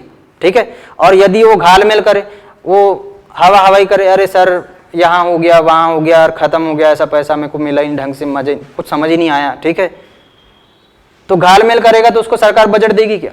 नहीं देगी ना। तो ये है आउटकम बजट, जिसमें सरकार पहले विभागों से, मंत्रालयों से पूछती है कि भाई आपको जो पिछले साल पैसा दिया गया था उसको आपने कहां खर्च किया और किस मद पर खर्च किया और उससे लाभ क्या मिला। ठीक है, हर मंत्रालय को बजट से पहले वित्त मंत्रालय को एक आउटकम बजट देना पड़ता है, बताना पड़ता है। जैसे बजट जब हम बनने की प्रक्रिया पढ़ेंगे तो उसमें आप देखोगे कि वित्त मंत्रालय है और वित्त मंत्रालय के अंतर्गत एक आर्थिक विभाग है और उसके अंतर्गत एक बजट प्रभाग है। ठीक है, और उन लोगों की टीम फिर हर मंत्रालय से ब्यौरा मंगवाती है कि भाई हमने आपको पिछले साल 100 रुपए दिया था, तो 100 रुपए से आपने कितना खर्च किया ये बताओ। पहले तो 100 रुपए पूरे खर्च हो गए क्या? हो गए तो ठीक है। अब 100 रुपए जो आपने खर्च किया, क्या उससे कुछ लाभ हुआ क्या, ये बताओ। ठीक है, तो वो विभाग पूरा ब्यौरा देगा और फिर उस ब्यौरे को ध्यान में रख करके फिर जो बजट बनाने वाली संस्था है वो बोलेगी कि हाँ इस विभाग ने अच्छा काम किया, इसको बजट और थोड़ा सा और बढ़ा के दो, इसको जरूरत है। ठीक है, इस प्रकार से यह एक तरह से मंत्रालयों और विभागों का प्रोग्रेस कार्ड होता है। वही बात है कि भाई कितना प्रोग्रेस किया, ये प्रोग्रेस कार्ड है। ठीक है, जिसमें वो बताते हैं कि उन्होंने पिछले साल के बजट की घोषणाओं पर क्या किया। इसमें बताया जाता है कि सरकार की योजनाओं पर कितना काम हुआ है, जिस काम के लिए फंड अलॉट हुआ था उस पर काम हुआ है या नहीं हुआ है ना, पैसे खर्च किए गए या नहीं किए गए, अगर किए गए हैं तो उसका नतीजा क्या निकल के आया। यही सारी बातें जो हमने कर चुके हैं। ठीक है, भारत में इस बजट की शुरुआत कब हुई? 2005-6 में। भारत में आउटकम बजट कब आया? 2005-6 में पहली बार आया। किसकी सरकार थी? प्रधानमंत्री कौन थे? श्री मनमोहन सिंह थे। ठीक है, मनमोहन सिंह जी थे। भारत के वित्त मंत्री भी रह चुके हैं। कब रहे वित्त मंत्री? 91 में, जब भारत में उदारीकरण आया। ठीक है, चलो आगे बढ़ो। शून्य आधारित बजट, इस पर भी हमारी बात हो गई है। इसमें क्या होता है भाई, पुराने पूरे जो रिकॉर्ड है उसको जीरो मान लो, अब नए सिरे से बजट जारी करना है। ठीक है, शून्य आधारित बजट में प्रत्येक कार्य का निर्धारण शून्य आधार पर किया जाता है, अर्थात पुराने व्यय के आधार पर न नए व्यय का निर्धारण किया जाता है बल्कि प्रत्येक कार्य के लिए नए सिरे से नीति निर्धारण किया जाता है। ठीक है, आगे बढ़ो। शून्य आधारित बजट में पिछले वित्त वर्षों में किए गए व्ययों पर विचार नहीं किया जाता। पिछले साल कहां आपने इन्वेस्ट किया था उस पर कोई भी बात नहीं होगी। ठीक है, इसमें और न ही पिछले वित्त वर्ष के व्यय को आगामी वित्त वर्षों के लिए उपयोगी माना जाता है, बल्कि इस बजट में क्या होगा, इस बात पर जोर दिया जाएगा कि व्यय किया जाए या नहीं किया जाए। ठीक है, जैसे मान लो कि पिछले साल गवर्नमेंट ने मान लो कि एक योजना लॉन्च की होगी, एक योजना लॉन्च की थी, मान लो ऐसा एक एग्जांपल मान लो कि पिछले साल गवर्नमेंट ने नक्सलवाद की समस्या के समाधान के लिए कोई योजना लॉन्च की फॉर एग्जांपल। ठीक है, और उस योजना के लिए 6,000 करोड़ रुपए खर्च हुए। नक्सलवादियों की समस्या के समाधान के लिए पिछले साल गवर्नमेंट ने बजट में क्या की थी, 6,000 करोड़ रुपए पैसा दिया था। इस साल के आते तक पता चला गवर्नमेंट को कि नक्सलवाद तो भारत से समाप्त ही हो चुका है फॉर एग्जांपल। ठीक है, फॉर एग्जांपल नक्सलवाद समाप्त हो चुका है। तो इस साल उसकी जरूरत होगी क्या? नहीं होगी ना। 6,000 करोड़ रुपए जो आपने पिछले साल डाला था उस समस्या के समाधान के लिए, वो समस्या तो समाधान हो गया उसका। अब अगले साल तो वो समस्या है नहीं, तो क्या उसके लिए बात करना जरूरी है? नहीं है, बिल्कुल जरूरी नहीं है। उसके लिए बजट भी डालने की जरूरत नहीं है, उस पर विचार भी करने की जरूरत नहीं है क्या? अब कोई समस्या है ही नहीं तो उस पर क्या बात करोगे आप? ठीक है, खत्म हो गया मामला। 6,000 करोड़ रुपए जो है दूसरे क्षेत्रों में आप डाल दो। तो यही बात इसमें लिखी है कि जो बजट होता है ना, उसमें इस बात पर ही बात होती है कि व्यय किया जाए या नहीं। समस्या ही नहीं है तो व्यय की बात होगी ही नहीं, उस पर बात खत्म हो गई। पिछले साल का रिकॉर्ड खत्म, उसको छोड़ दो। ठीक है, आगे बढ़ो। इस बजट को सूर्यास्त बजट भी कहते हैं, सूर्य अस्त बजट भी कहा जाता है, सनसेट बजट भी कहा जाता है, जिसका अर्थ है कि वित्तीय वर्ष की समाप्ति से पहले प्रत्येक विभाग को शून्य आधारित बजट पेश करना पड़ता है, जिसमें विभाग की प्रत्येक क्रियाकलाप का लेखा जोखा रहता है। ठीक है, एक सूर्यास्त बजट होता है। इसमें आगे बढ़ जाओ, चलो। शून्य आधारित बजट है, हो गया। आगे, शून्य आधारित बजट का जन्मदाता कौन है? पीटर ए पायर। ठीक है, याद रखना है, इंपॉर्टेंट हो सकता है पीटी के लिए कि शून्य आधारित बजट के संस्थापक कौन थे? पीटर ए पायर थे। उन्होंने सबसे पहली बार 1970 में इस बजट को दिया था, लेकिन सबसे पहली बार दुनिया में ये जो बजट आया 1973 में अमेरिका के एक प्रांत में जॉर्जिया में आया था। ठीक है, बाद में इसको अमेरिका ने अपना लिया, लेकिन भारत में कब आया ये इंपॉर्टेंट है। उसके बाद भारत में सबसे पहली बार शून्य आधारित बजट वैज्ञानिक तथा औद्योगिक अनुसंधान परिषद, पूरा नाम क्या है? CSIR। ठीक है, CSIR के द्वारा लाया गया और केंद्र सरकार ने इस बजट को कब अपनाया? 1987-88 में। ठीक है, तो दुनिया में सबसे पहली बार 70 में आया और 1987-88 में भारत ने इसको अपनाया था, शून्य आधारित बजट को। कि पिछले बजटों पर, जैसे मान लो कि अभी जैसे हमने बात की कि कोई योजना यदि उस पर इन्वेस्ट करना ही नहीं है तो उस पर बात भी नहीं करना है। ठीक है, आगे बढ़ जाओ। क्लियर? चलो आगे बढ़ते हैं। अगला बजट लैंगिक बजट, जेंडर बजट। इस पर भी बात हुई हमारी थोड़ी बहुत, यही सारी बातें लिखी होगी इसमें। लैंगिक समानता के लिए किस चीज के लिए काम कर रहे हैं? लैंगिक समानता के लिए कानूनी प्रावधानों के अलावा जो आपके पास कानून है, कौन कौन से कानून है भाई लैंगिक समानता के लिए? एक दो कानून बताओ जरा। कुछ कानून बने हैं लैंगिक समानता के लिए, गवर्नमेंट ऑफ इंडिया ने बनाया। लड़कियां बताओ, आपको तो पता होना चाहिए आपने अपने कानून के बारे में। रिजर्वेशन पॉलिसी है, कमीशन है, और आपको पिता की संपत्ति में बराबर का हक है कि नहीं? ऐसा नहीं कि भाई है तो बंटवारा जमीन का उन्हीं के बीच हो जाएगा। आप बोल सकते हो कि भाई पिताजी मुझे भी चाहिए, 4 भाई है, 5 एकड़ जमीन है तो मैं भी एक हूं, 1-1 एकड़ सबको। ठीक है, तो बराबर का हक मिला। ठीक, इसके अलावा लैंगिक समानता के लिए और एक चीज, और 2 बड़े बड़े कानून, उसको तो आपने बताया नहीं। ठीक है, वो संवैधानिक प्रावधान है। कानून बताओ, कानून कोई विधान बना? हाँ, घरेलू हिंसा अधिनियम, रोकथाम अधिनियम 2000 कब का है? घरेलू हिंसा अधिनियम कब का है भाई? 2005 का है। पता ही नहीं है तो उपयोग कैसे करोगे? मतलब अभी तो घरेलू हिंसा किसी भी प्रकार की हो सकती है, माता पिता के द्वारा, किसी परिजन के द्वारा। ठीक है, आजकल बड़ा मुद्दा चल रहा है इंडिया में लैंगिक शोषण का, सेक्सुअल हरासमेंट का। ठीक है, बहुत सारी महिलाएं बता रही कि उनके फलाने परिजन ने उनके साथ शोषण किया, फलाने परिजन ने शोषण किया। ठीक है जी, नहीं पॉक्सो के लिए तो फिर, हाँ पॉक्सो भी है लेकिन वो बच्चों के लिए मेनली। ठीक है, चाइल्ड के लिए। तो एक हो गया घरेलू हिंसा, और एक बड़ा मुख्य है जो शादी के बाद काम आता है। हाँ ठीक है, याद रखना, दहेज प्रथा। अधिकांश भारत में जो केस होते हैं महिलाओं के द्वारा प्रताड़ना के, वो दहेज प्रथा ही वाले होते हैं, भली प्रताड़ित हो ना हो। चलो, ये इसलिए कह रहे हैं क्योंकि इसका डेटा है गवर्नमेंट के पास कि दहेज प्रथा का भारत में सबसे ज्यादा दुरुपयोग हुआ है। ठीक है, दहेज प्रथा अधिनियम का दुरुपयोग हुआ है।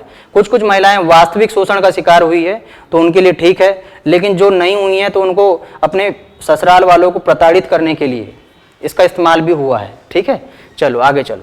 महिला सशक्तिकरण तथा शिशु कल्याण के लिए किए जाने वाले धन। ठीक है, महिला सशक्तिकरण और शिशु कल्याण के लिए जो धन आवंटित होगा अलग से बजट में, वो इसमें शामिल होगा। ठीक है, लैंगिक बजट के माध्यम से सरकार महिलाओं के विकास, कल्याण और सशक्तिकरण से संबंधित योजनाओं और कार्यक्रमों के लिए प्रतिवर्ष एक निर्धारित राशि की व्यवस्था सुनिश्चित करने का प्रावधान करती है।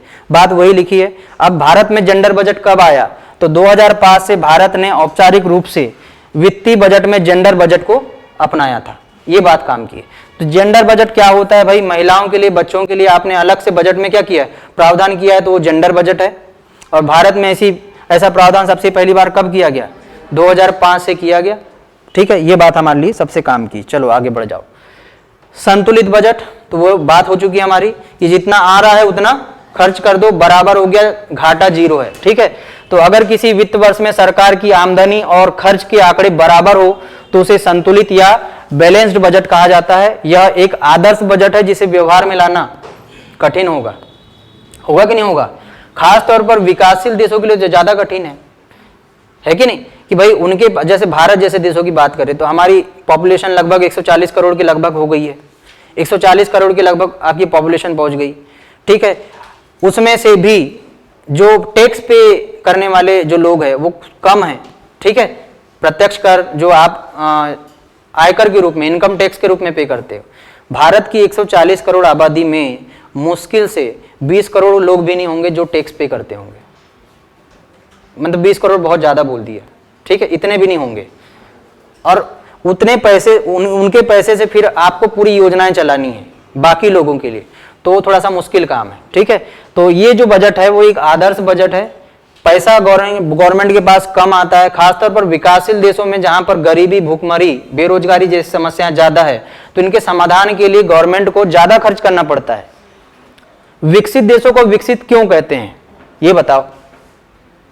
क्योंकि वहां का इंफ्रास्ट्रक्चर बहुत बेहतर है, सड़क अच्छी, रेल अच्छा है, हवाई यातायात अच्छा है। ठीक है, और भी बहुत सारी चीजें अच्छी है, लोगों का जीवन स्तर अच्छा है, उनकी आय अच्छी है। आय अच्छी है का मतलब वो टैक्स भी पे करते होंगे, ज्यादा आया है तो पे भी करना पड़ेगा टैक्स। ठीक है, लेकिन भारत में स्थिति क्या है? अवसंरचना मतलब इंफ्रास्ट्रक्चर आपका उतना बेहतर नहीं है, तो हर साल आपको बड़ी राशि कहां डालनी पड़ेगी? इंफ्रास्ट्रक्चर में डालनी पड़ेगी। आपको हर साल बड़ी राशि भूखमरी को दूर करने के लिए डालना पड़ेगा। हर साल ग्लोबल हंगर इंडेक्स आता है, उसमें भारत का स्थान नीचे ही रहता है। ठीक है, उसके लिए आपको काम करना है, गरीबी के लिए काम करना है। आपके पास एसडीजी लक्ष्य है जो 2030 में आपको अचीव करना है। गरीबी, बेरोजगारी, भूखमरी जैसी 3 बड़ी बड़ी जो समस्या है उसका समाधान 2030 तक करना है। तो कैसे करोगे? उसके लिए खर्च तो करना पड़ेगा ना। ठीक है, तो खर्च करोगे ज्यादा, इसलिए खर्च ज्यादा हो जाता है, पैसा आता कम है, ज्यादा खर्च हो जाता है। तो विकासशील देशों में समस्या होती है। तो ये आदर्श बजट है, इसे व्यवहार में लाना बहुत मुश्किल है। चलो अगला, घाटे का वित्तीय बजट, ये आ जाता है, ये होता है। ठीक है, घाटे का बजट वह व्यवस्था है जिसमें सरकार अपनी आय की तुलना में व्यय कैसा करेगी? ज्यादा करेगी, व्यय अधिक करती है। ठीक है, आय जितना है उससे ज्यादा व्यय करेगी सरकार। इस घाटे की पूर्ति ऋण लेकर के, अब घाटा जो हुआ है, मान लो ज्यादा खर्च करना है तो कहां से करोगे? पूर्ति कहां से होगी? ऋण लेकर करोगे। ऋण कहां कहां से लोगे जरा बताओ? वर्ल्ड बैंक ही नजर आता है पहली बार में। ठीक है, IMF नजर आ गया, ADB नजर आ गया, और कहां से मिलेगा ऋण? भारत के बाजारों से भी मिलता है, हमारे देश के बाजारों से भी ऋण मिलता है। ठीक है, तो ऋण 2 प्रकार से मिलेगा, एक देशी और एक विदेशी। देशी जो ऋण है वो भारतीय बाजारों से ऋण लिया जाएगा, और विदेशी ऋण वो विदेशी संस्थाओं से ऋण लिया जाएगा। ठीक है, तो दोनों प्रकार से ऋण लेती है गवर्नमेंट। मान लो कि देशी बाजार से सरकार ने ऋण लिया। ठीक है, ये सारी बातें इसलिए कर रहे हैं क्योंकि आपको पहले बेसिक नॉलेज होना चाहिए कि यदि हमारे बाजारों से ऋण लिया जा रहा है तो उसका क्या प्रॉफिट होगा और क्या नुकसान होगा। यदि बाजारों से गवर्नमेंट ने मान लो ऋण लिया, मतलब बाजार में मान लो कि पैसा है, बाजार का पैसा मतलब किसी व्यक्ति के पास, किसी संस्था के पास पैसा है, वहां से गवर्नमेंट, बैंक में पैसा है, वहां से गवर्नमेंट ने क्या किया? उधारी ली।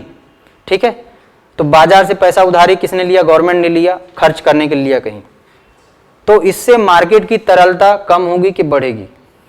तरलता कहने का मतलब मार्केट में पैसे का फ्लो बढ़ेगा कि कम होगा? कम होने वाले कितने हैं बताओ जल्दी? बढ़ने वाले कौन कौन है? मार्केट, अब मान लो आप मैं मार्केट में हूं, बड़ी सिंपल सी बात है।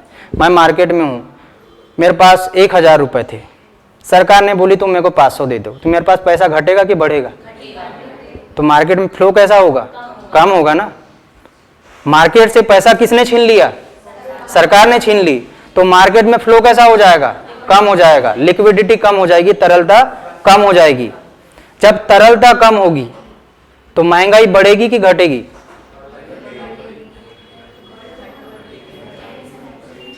सोचो जरा, आपके पास 1000 रुपए थे, अब 500 ही बचे, तो खर्चा ज्यादा करोगे कम करोगे? खर्चा कम करोगे, कम चीजें लोगे तो मार्केट से कम चीजें बिकेगी। एक व्यापारी है, उसके पास बहुत सारी चीजें हैं बेचने के लिए, अब खरीदने वाले नहीं हैं, तो क्या करेगा वो? सस्ती बेचेगा कि नहीं बेचेगा? तो मार्केट से जब तरलता कम होगी तो महंगाई कंट्रोल होगी, और मार्केट में जब तरलता बढ़ेगी, मतलब पैसा बढ़ेगा, तो महंगाई भी बढ़ जाएगी। ठीक है। ऐसे ही मॉनेटरी पॉलिसी आती है, मौद्रिक नीति, उसमें RR, RRR, वाला RRR नहीं, ठीक है, इधर का RRR, रिवर्स रेपो रेट, ठीक है, नाटू तो चल रहा है दिमाग में, ठीक है। चलो कर लिया करो कभी कभी डांस, बहुत बड़ी उपलब्धि है ऑस्कर मिलना, ठीक है, इतिहास बन जाता है ऑस्कर जिसको मिलता है तो, ठीक है। असलम डॉग मिलियनेयर, उसके पहले उनको मिला था और अभी मिला है, वो भी 2 ऑस्कर एक बार में, ठीक है। चलो आगे बढ़ो। तो घाटे की वित्तीय व्यवस्था में सरकार ऋण लेकर के बजट को, मतलब व्यय को पूरा करती। जी आरबीआई से लोन लेगी मान लो, चलो ठीक है। नहीं, आरबीआई एकमात्र संस्था नहीं है। आरबीआई तो उनको नोट छाप कर देती है, करेंसी छाप कर देती है। जितनी वाणिज्यिक बैंकें हैं उनसे भी ले सकती है। अब उनसे कैसे लेगी? तो अपना, जैसे आपने कभी स्टाम्प पेपर देखे हो, स्टाम्प पेपर किसकी प्रतिभूति है? गवर्नमेंट की है ना, उस पर गवर्नमेंट का सील थप्पा लगा है। तो गवर्नमेंट ने कागज जारी किया स्टाम्प पेपर मार्केट में, ये पेपर जो है 100 रुपए का है, सांकेतिक मुद्रा है। वो कौन सी मुद्रा है? जो एमबीटी ने जारी की थी। एमबीटी का मतलब समझ रहे हो? मोहम्मद बिन तुगलक। एमबीटी ने जारी किया सांकेतिक मुद्रा कि ये सोने का, ये जो है तांबे का सिक्का, इसका वैल्यू सोने के जैसा है। मतलब ये कि सरकार ने कागज जारी किया, वही कागज आपकी कॉपी में भी लगा है, ठीक है, लेकिन सरकार ने उसमें छाप के दे दिया कि 100 रुपए का है, तो कितने का हो गया? 100 रुपए का हो गया। तो सांकेतिक मुद्रा है कि नहीं? कागज तो वैसे 1 रुपए का भी नहीं है, लेकिन फिर भी लिखा 100 रुपए का है, तो कैसी मुद्रा हो गई? सांकेतिक हो गई। तो सरकार यही अपनी प्रतिभूतियां जारी करके, अपने स्टाम्प पेपर जारी करके क्या करती है? मार्केट से पैसा लेती। अब उसने अपने स्टाम्प पेपर मान लो किसी को बेचा, 1 लाख करोड़ का बेच दिया ये स्टाम्प पेपर, तुम पकड़ो, तुम मार्केट में बेचो, ठीक है, तुमको जरूरत पड़ेगी, कभी कुछ बनवाने के लोग आते हैं ना, ठीक है, सरकार ने तो दे दिया और उससे पैसा ले लिया, अब वो बेचते रहे उधर मार्केट में। तो ऐसे पैसे निकाले जाते हैं, अपनी प्रतिभूति दे करके वहां से पैसा लेता है। ऐसा बिना, ऐसा नहीं कि पैसा दे दे, ऐसा बोलेगी सरकार तो दे देगा कोई भी, ठीक है।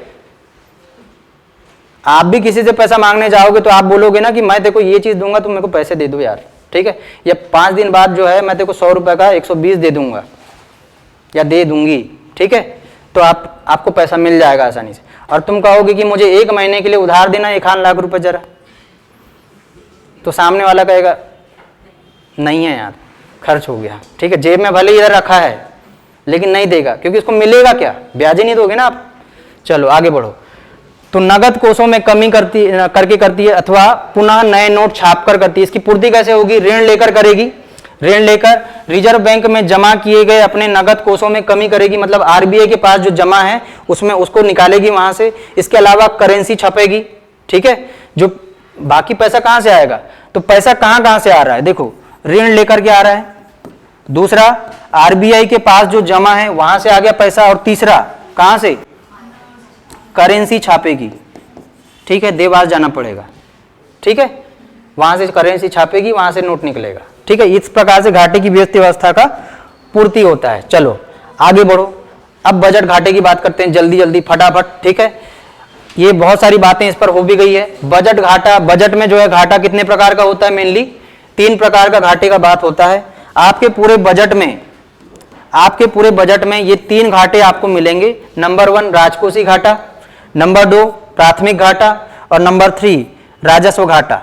ठीक है, अब ये तीनों क्या होते हैं, राजकोषीय घाटा क्या होता है, प्राथमिक घाटा क्या होता है और राजस्व घाटा क्या होता है, इस पर हमको बात करना है।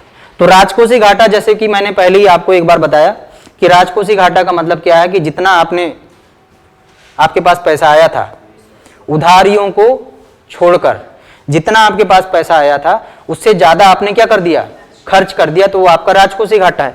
ठीक है, चलो आगे बढ़ो, यहां पर देखते हैं एक एक परिभाषा। राजकोषीय घाटा, राजकोषीय घाटा जो है एक वर्ष में उधार को छोड़कर, किसको छोड़ना है, उधार को छोड़ देना है भाई, कुल व्यय और कुल राजस्व के बीच का अंतर है, मतलब जितना पैसा आया था उससे ज्यादा आपने खर्च कर दिया। ठीक है, सरल शब्दों में जब सरकार एक वित्त वर्ष में आय से ज्यादा खर्च करती है तो यह क्या कहलाता है, राजकोषीय घाटा कहलाता है। उधारियों को छोड़कर, बार बार बोल रहे हैं, पेपर में यदि कहीं आ जाएगा, ज्यादातर यूपीएससी एमपीपीएससी में तो नहीं, पर यूपीएससी में ऐसे सवाल ऐसे ही मतलब फंसाता है वो। ठीक है, इसमें पूरी चीज लिख देगा, उधारियों को छोड़कर शब्द नहीं लिखा रहेगा तो सेंटेंस क्या हो जाएगा, गलत हो जाएगा। यदि यहां पर केवल इतना लिखा रहे कि एक वित्त वर्ष में आय से ज्यादा जब खर्च करती है सरकार तो इसको राजस्व घाटा कहते हैं, राजकोषीय घाटा कहते हैं, तो ये गलत हो जाएगा। उधारियों को छोड़कर ये शब्द आना जरूरी है। ठीक है, उधारी उसमें नहीं शामिल होती है। चलो, राजकोषीय घाटा, ये फार्मूला है इसका, राजकोषीय घाटा बराबर कुल व्यय माइनस कुल राजस्व उधार को छोड़कर, ये इसका सिंपल सा फार्मूला है। चलो आगे, कम राजकोषीय घाटा राजकोषीय प्रबंधन और सुचारू अर्थव्यवस्था के सकारात्मक संकेत है।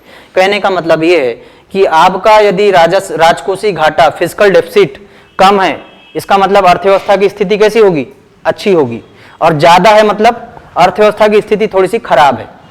ठीक है, एक अधिनियम बनाया सरकार ने 2003 में। भारत में देखा गया कि जैसे हम बात करें 1990 की, तो 1990 में भारत का फिस्कल डेफिसिट बहुत ज्यादा बढ़ गया था। ठीक है, बहुत ज्यादा बढ़ गया था। सरकार ने उस फिस्कल डेफिसिट को कम करने के लिए फिर उदारीकरण, वैश्वीकरण और निजीकरण की नीति एलपीजी मॉडल अपनाया। ठीक है, उसके बावजूद भी फिस्कल डेफिसिट पर उतना ज्यादा कंट्रोल नहीं हो पा रहा था, इसलिए सरकार ने फिर ये लेकर आया राजकोषीय उत्तरदायित्व और बजट प्रबंधन अधिनियम, और ये हर साल बजट में पेश किया जाता है। ठीक है, और पिछले साल का यूपीएससी का सवाल भी है कि बजट, जब सरकार बजट पेश करती तो उसमें क्या क्या होता है। ठीक है, तो उसमें एक चीज ये भी होती है, वार्षिक वित्तीय विवरण के साथ क्या होगा, साथ में ये राजकोषीय उत्तरदायित्व और बजट प्रबंधन अधिनियम भी उसमें शामिल होता है। ये लाया क्यों लाया गया भाई, इस राजकोषीय घाटा पर कंट्रोल करने के लिए कि राजकोषीय घाटा आपका ज्यादा नहीं होना चाहिए। एक नियम के अनुसार ये जो पूरा अधिनियम बना, इसमें ऐसा लिखा गया है कि हमको राजकोषीय घाटा, जो भारत का राजकोषीय घाटा है, उसको 4 के नीचे ही रखने का प्रयास करना है, 4% के नीचे रखने का प्रयास करना है। 4% के ऊपर है मतलब राजकोषीय घाटा जो है, मतलब अर्थव्यवस्था की स्थिति कैसी होगी, खराब होगी, अच्छी नहीं है। ठीक है, 4 के ऊपर है मतलब अच्छी नहीं है, 4 या 4 से नीचे है तो थोड़ा बेहतर माना जाता है। क्लियर हो गई बात। अब देखो एक चीज, जैसे एक उर्जित पटेल समिति बनी थी महंगाई पर कंट्रोल करने के लिए, या महंगाई को कैसे नियंत्रित किया जाए, उस पर एक समिति बनी, उर्जित पटेल समिति। उस उर्जित पटेल समिति ने कहा कि महंगाई जो है 4 ± 2 के फार्मूले पर चलना चाहिए।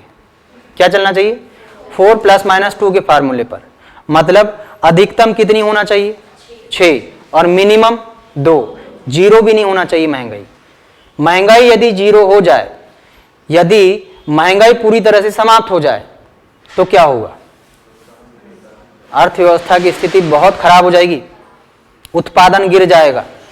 महंगाई कम होने का मतलब यह है कि जो इंसान वस्तु बना रहा है, उसने 10 रुपए में वस्तु बनाया और उसने 10 रुपए में ही बेच दिया तो उसको फायदा नहीं हुआ। महंगाई 0 का मतलब क्या हुआ कि कोई व्यक्ति, मान लो कि किसान है, उसने प्याज उगाया, उसको 1 किलो प्याज उगाने की जो लागत है वो 5 रुपए आई, मान लेते हैं 1 किलो प्याज उगाने की कीमत कितनी आ गई, 5 रुपए, और वो मार्केट में 2 रुपए किलो बेचने लग गई, अभी बिकेगी कुछ दिन बाद। भारत में हर साल ये होता है, प्याज और लहसुन की कीमत ऐसे गिरती है, किसान जो है ऐसे पकड़ के रह जाता है, क्या हो गया। ठीक है, इसीलिए कौन सी स्कीम लाई थी गवर्नमेंट ने, पढ़े हम लोगों ने। कौन सी स्कीम लाई थी? MSMSC नहीं, ये सब काम टॉप, TOP, टॉप स्कीम। आवश्यक वस्तुओं को सरकार ने भंडारित करने, ताकि समय बेसमय में एकदम से कीमत में उछाल ना आ जाए और एकदम से कीमत में गिरावट भी ना हो जाए। ठीक है, तो टॉप स्कीम लाई थी सरकार ने। तो जब आप लागत, मान लो कि आपकी लागत 5 रुपए है और आप 3 रुपए में उसको बेचोगे, तो आपको क्या होगा? घाटा होगा। तो किसान अगले साल उत्पादन करेगा क्या उसका? नहीं करेगा ना। तो वैसे ही बाजार में है, महंगाई बनी रहनी चाहिए। अब एक चीज और, महंगाई कम हुई यानी महंगाई 0 हो गई। जो व्यक्ति उत्पादन कर रहा था उसको लाभ नहीं हो रहा है, तो उत्पादन करना क्या करेगा? बंद कर देगा। उत्पादन करना बंद कर देगा तो उसके यहाँ के मजदूर क्या होंगे? बेरोजगार हो जाएंगे कि नहीं हो जाएंगे? तो भारत की बेरोजगारी बढ़ेगी कि नहीं बढ़ेगी? इसीलिए महंगाई एक निश्चित परसेंटेज पर बनी रहनी चाहिए, ना ज़्यादा हो और ना ही बहुत कम हो, मतलब बीच में होना चाहिए। वैसे ही राजकोषीय घाटा है, 4% के इर्द गिर्द यदि है तो थोड़ा सा ठीक है, उससे ज़्यादा है तो थोड़ा मामला गड़बड़ है। ठीक है, 4% क्यों? क्योंकि राजकोषीय घाटा का मतलब ये हुआ कि आपके पास जो पैसा आया था उससे ज़्यादा आपने क्या किया? खर्च किया। और विकासशील देशों में ज़्यादा खर्च करना पड़ता है, करना पड़ेगा कि नहीं? क्योंकि लोग कैसे, गरीब है, बेरोजगार है, भूखमरी से पीड़ित है, तो उनकी सेवाओं के लिए आपको खर्च करना पड़ेगा। ठीक है, ये सारी बातें इसमें लिखी है। ये फिजिकल डेफिसिट अधिनियम, इसको आप अच्छे से याद रखो, ये 2003 का है। ठीक है, इसका साल पूछ सकते हैं, पिछले साल यूपीएससी में आ चुका है, हो सकता है कि इसके साल पर सीधा सा सवाल हो जाए। एमपीपीएससी में तो साल पूछ ही सकता है। चलो आगे बढ़ो। प्राथमिक घाटा क्या होता है? प्राथमिक घाटा राजकोषीय घाटे से ही जुड़ा हुआ मुद्दा है। ठीक है, अब इसमें क्या होता है देखो, प्राथमिक घाटा बराबर राजकोषीय घाटा माइनस ब्याज भुगतान। ठीक है, ब्याज भुगतान। ब्याज भुगतान का मतलब क्या है कि सरकार ने अपने जो आय हो रही थी, ठीक है, सरकार की जितनी आय हो रही थी उससे ज्यादा सरकार ने क्या किया? खर्च कर दिया। अब ज्यादा खर्च किया तो उसके लिए सरकार ने क्या किया था? बाहर से उधारी ली थी कि नहीं? बाहर से जो उधारी लिया उस पर, अब उधारी मैंने अब जैसे अभी आपको बताया कि उधारी लेने के लिए आपको क्या करना पड़ेगा? ब्याज भी देना पड़ता है, इंटरेस्ट देना पड़ेगा। कोई ऐसा फ्री में तो ऐसा देगा नहीं आपको कि ठीक है 100 रुपए ले जा लो, फिर से बाद में मेरे को 100 रुपए ही दे देना। ऐसा तो कोई बोलता नहीं है। बोलेगा कि इतना दे रहा हूं तो तू ब्याज के इतना % ब्याज लगेगा तेरे को, ठीक है, तब जाके वो आपको ऋण देगा। तो बाहर से उधारी हमने लिया, एक निश्चित ऋण पर लिया, तो उसके ब्याज का भुगतान आपको करना पड़ता है। लेकिन जब राजकोषीय घाटे में से क्या घटा दो? इस ब्याज भुगतान को कम कर दो, तो प्राथमिक घाटा क्या होगा? निकल के आ जाएगा। ठीक है, मतलब जो राजकोषीय घाटा है उससे ब्याज का भुगतान कम कर देना है। बात समझ में आ रही? और अच्छे से समझो इसको, एक बार समझो जरा। आपकी अर्थव्यवस्था में टोटल 100 रुपए थे, ठीक है, उसमें से 20 रुपए आपने कहां डाल दिया? ब्याज भुगतान में डाल दिया। 20 रुपए कहां डाल दिया? ब्याज भुगतान में डाल दिया। अब आपका जो व्यय है 100 में से 20 रुपए तो कहां हो गया? ब्याज भुगतान में हो गया ना, ठीक है, और 80 रुपए कहां हो रहा है? बाकी योजनाओं पर हो रहा है। तो यही 20 रुपए यहां पर माइनस करना है आपको। इस 20 रुपए को प्राथमिक घाटा में शामिल नहीं करते। प्राथमिक घाटा में उन चीजों को शामिल करते हैं जिसमें व्यय लोगों पर किया जाता है, मतलब भारत के लोगों पर होगा, ब्याज के लिए ब्याज पर नहीं होगा। व्यय कहां होगा? भारत के लोगों पर। तो प्राथमिक घाटा राजकोषीय घाटे से कम होगा कि ज्यादा होगा? बताओ जल्दी। प्राथमिक घाटा राजकोषीय घाटे से कम होगा कि ज्यादा होगा? कम होगा ना भाई। आप माइनस कर चुके हो 20 रुपए जो बाहर आप ब्याज के रूप में दे रहे थे, तो 20 रुपए तो आपका बच गया ना। अब बचा 80 में से आपको देखना है, तो आपका प्राथमिक घाटा क्या होगा? कम हो जाएगा ना। तो राजकोषीय घाटा का मतलब ये क्या, सॉरी, प्राथमिक घाटा का मतलब राजकोषीय घाटे में से क्या घटा देना है? ब्याज का भुगतान कम कर देना है। ठीक है, चलो आगे आओ जल्दी से। एक है राजस्व घाटा, तो ये बड़ा सिंपल सा है। राजस्व घाटा सबसे इजी है। जितनी राजस्व क्या हुई? प्राप्तियां हुई, और उनमें जितना व्यय हुआ उनके बीच का अंतर है। कि मान लो कि राजस्व क्षेत्र से आपको 100 रुपए प्राप्त हुआ, लेकिन आपने खर्च कितना कर दिया? 120 रुपए राजस्व पर खर्च कर दिया। ठीक है, राजस्व पर खर्च में मेनली यदि मैं बात करूं मोटे तौर पर, तो राजस्व खर्च में आप वेतन शामिल करते हो, पेंशन शामिल करते हो। मान लो कि आपको आय कहीं से जो व्यक्ति है उससे आपको आय मिली थी, राजस्व आय मतलब करों से होने वाली आय आपको कितनी हुई, मान लो 100 रुपए हुई, लेकिन आपने वेतन में कितना खर्च कर दिया, 120 रुपए दे दिया, तो आपको जो है कितने का माइनस हो, कितने का नुकसान हो गया, 20 रुपए का नुकसान। वही राजस्व घाटा है। राजस्व घाटा बराबर राजकोषीय व्यय माइनस राजकोषीय प्राप्तियां, सॉरी राजस्व प्राप्ति माइनस राजस्व व्यय मतलब माइनस राजस्व प्राप्तियां। ये बड़ा सिंपल है इसका फार्मूला। अब इसके लिए आपको समझना पड़ेगा ये राजस्व क्या होता है, पूंजीगत क्या होता है, ठीक है। तो ये बजट के अवयव अगला टॉपिक, और ये पूरे के पूरे बजट में सबसे इंपॉर्टेंट टॉपिक यही है, ठीक है। और इसके बाद हम बजट पर आ जाएंगे, लेकिन पूरे के पूरे बजट में सबसे इंपॉर्टेंट यही चार्ट है, ठीक है। दिखने में बड़ा खतरनाक दिख रहा होगा, ठीक है, लेकिन बहुत काम की बातें लिखी है, बहुत आसानी से समझना है एक एक बिंदुओं को।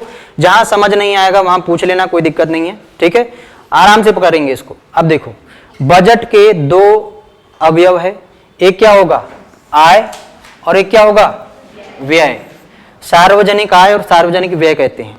बजट के दो घटक है, एक है सार्वजनिक आय और एक है सार्वजनिक व्यय, या इसको ऐसे भी बोलते हैं बजट आय और बजट व्यय, ऐसा भी बोला जाता है, ठीक है। तो दो प्रकार के होंगे बजट के अवयव, दो प्रकार के होंगे, सार्वजनिक आय सार्वजनिक व्यय।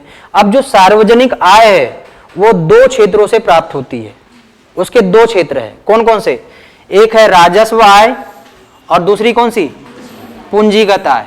वैसे ही व्यय में भी कितने प्रकार के व्यय होंगे, राजस्व व्यय दो प्रकार के, पूंजीगत व्यय, ठीक है।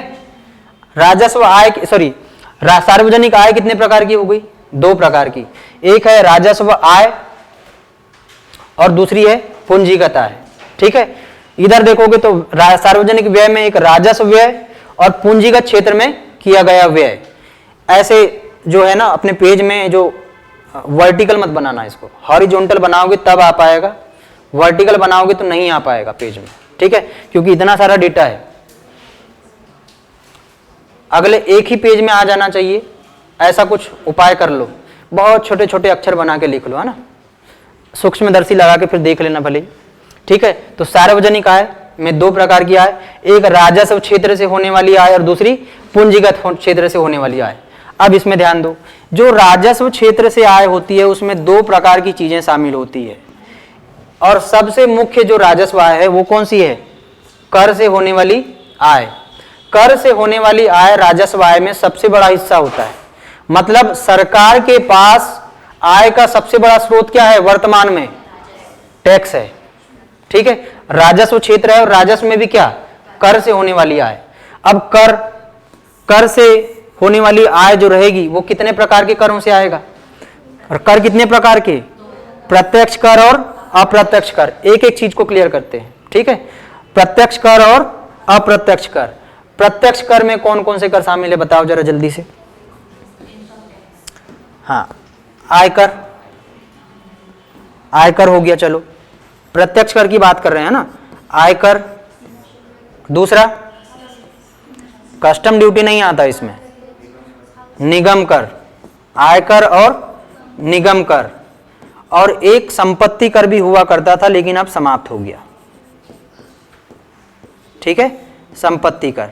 तो प्रत्यक्ष कर में यहां तीन कर लिखे हैं, आयकर, इनकम टैक्स, निगम कर, कारपोरेट टैक्स। आयकर किन पर लगता है,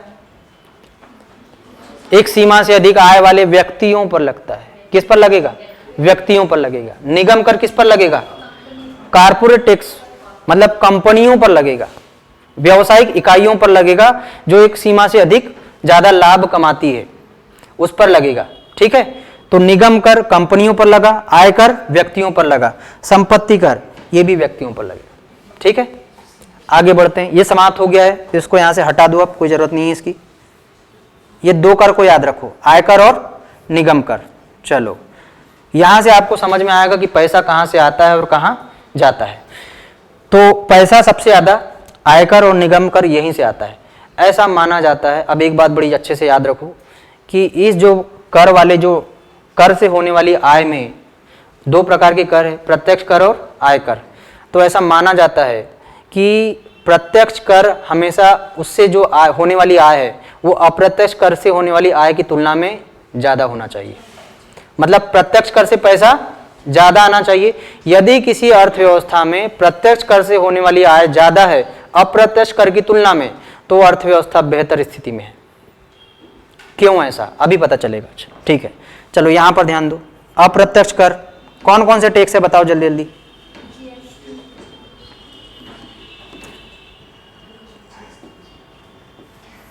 चलो यहां पर लिख दे रहा हूं। नंबर 1 तो जीएसटी लिख दिया, चलो ठीक है। जीएसटी अप्रत्यक्ष कर है कि नहीं भाई? गुड्स एंड सर्विस टैक्स, वस्तु और सेवा कर। दूसरा सीमा शुल्क, कस्टम ड्यूटी जिसको बोलते हैं। सीमा शुल्क मतलब कस्टम ड्यूटी। सीमा शुल्क का मतलब कैसे क्या हुआ कि भाई बाहर से जो वस्तुएं आ रही है हमारे बंदरगाह पर उतर रही है, जहां भी उतर रही है ना, सीमा पर जो हमारे आई, दूसरी सीमा से हमारी सीमा में आई, तो वहां क्या लगेगा? Custom duty. और एक जल्दी बताओ, सेंट्रल एक्साइज ड्यूटी लगती है, केंद्रीय उत्पाद शुल्क। ठीक है, केंद्रीय उत्पाद ये अप्रत्यक्ष कर है भाई, शुल्क, केंद्रीय उत्पाद शुल्क। अब दो प्रकार के कर, प्रत्यक्ष और अप्रत्यक्ष। प्रत्यक्ष कर का मतलब क्या? प्रत्यक्ष कर का मतलब वो कि वो जिस पर लगता है वही उसको चुकाता है। ठीक है, प्रत्यक्ष कर लगता उस पर है। आयकर की बात करें तो ये जरूरत से ज्यादा जिसके पास आय हो तो उस पर लगेगा, मतलब अमीर लोगों पर लगेगा। ठीक है, निगम कर कंपनियों पर लगेगा, तो अमीर व्यक्ति और कंपनी क्या करेगी? उसको चुकाएगी। क्लियर हो गया? अप्रत्यक्ष कर, अप्रत्यक्ष कर का मतलब है कि जिस पर लगता है वो नहीं चुकाता, कोई और चुकाता है। अब कौन चुकाता है? ग्राहक चुकाते हैं। और ग्राहक कौन है? हम और आप है, आम लोग है। ठीक है, जिनकी आय कम है। तो हमारी आय कम है और हम टैक्स अदा कर रहे हैं, कौन सा वाला? Indirect tax. तो हमको कर ज्यादा चुकाना चाहिए कि कर कम चुकाना चाहिए? कम चुकाना चाहिए ना। इसलिए अप्रत्यक्ष कर से होने वाली आय प्रत्यक्ष कर की तुलना में कम होगी कि ज्यादा होगी? कम होना चाहिए या ज्यादा? कम होनी चाहिए। अप्रत्यक्ष कर कम होना चाहिए, प्रत्यक्ष कर ज्यादा होना चाहिए, क्योंकि वो अमीरों पर लग रहा है। तो अमीरों से ज्यादा पैसा वसूल करो, गरीबों से कम करना है, तभी तो समाज में समानता आएगी, है ना। तो प्रत्यक्ष कर क्या होना चाहिए? ज्यादा होना चाहिए, अप्रत्यक्ष कर कम होना चाहिए। अब ये हमको आगे जब हम बजट देखेंगे तब हमको पता चलेगा कि सरकार को प्रत्यक्ष कर से कितना प्राप्त हो रहा है और अप्रत्यक्ष कर से कितना हो रहा है। फिर आप ही बता पाओगे कि सही चल रहा है कि नहीं चल रहा है मामला। ठीक है, चलो आगे आओ। राजस्व आय में करों से होने वाली आय के अलावा गैर कर आय भी शामिल है। अब गैर कर आय में कहां कहां से प्राप्ति हो रही है? तो आप जो फॉर्म डालते हो परीक्षा का, फीस, वो भी इसमें शामिल है राजस्व व्यय में। समझ में आ रही बात? अच्छा एक चीज, हाँ, कल या परसों शायद वन रक्षक का परीक्षा का आया है और नोटिफिकेशन, किसी को पता है? 5000 समथिंग और नई पोस्ट आई है। अभी आपके दिमाग में ये चल रहा होगा कि सर मैंने तो अभी जब डाला हूं वन रक्षक और जेल प्रहरी का फॉर्म। डाले हो ना, किसी ने डाला होगा, ठीक है, लेकिन फिर से वन रक्षक का परीक्षा आ गया है, तो व्यापम भी चाह रहा है कि उसकी जेब पहले भरे। एक ही परीक्षा का फॉर्म 2 बार निकाल दिया। ठीक है, एक ही परीक्षा का फॉर्म 2 बार निकला, इसका मतलब क्या हो रहा है? आपको फॉर्म फिर से डालना पड़ेगा वन रक्षक के लिए। फिर से डालोगे तो फिर से इनकम किसकी होगी? देख लो अब। ठीक है, सरकारी उपक्रम से जो प्राप्त लाभांश है वो इसमें शामिल है। पता था कि नहीं भाई कि आ गई ये पोस्ट? हाँ, देखते रहा करो। अब एमपी गवर्नमेंट तो निकालने ही वाली है पोस्ट। वो व्यापम की साइड ऐसे खोल के रखा करो सामने, क्योंकि पोस्ट तो आना ही है, ये मान के चलो। जब तक इलेक्शन खत्म नहीं हो जाता है ना, तब तक अभी ऐसा ही वैसा ही भी आने वाला है। मई वही में देख लेना थोड़ा सा, है ना, थोड़ा सा तैयारी वैयारी चालू रखो, ऐसा ही वैसा ही भी बनना पड़ेगा ना। चलो, तो गैर कर से होने वाली आय में क्या क्या शामिल है? सरकारी उपक्रम से प्राप्त लाभांश, मतलब जैसे मान लो कि बीएसएनएल सरकार की कंपनी है, सरकार का उसमें मतलब हिस्सा है, तो बीएसएनएल से जो लाभ प्राप्त होगा वो इसमें शामिल है। मतलब जितने गवर्नमेंट की इकाइयां हैं, गवर्नमेंट की यूनिट है, सेल, भेल, गेल, ये सारी चीजें, इनसे जो लाभ प्राप्त होगा वो कहां जाएगा? गैर कर आय में। मतलब करों से अलग होने वाली आय।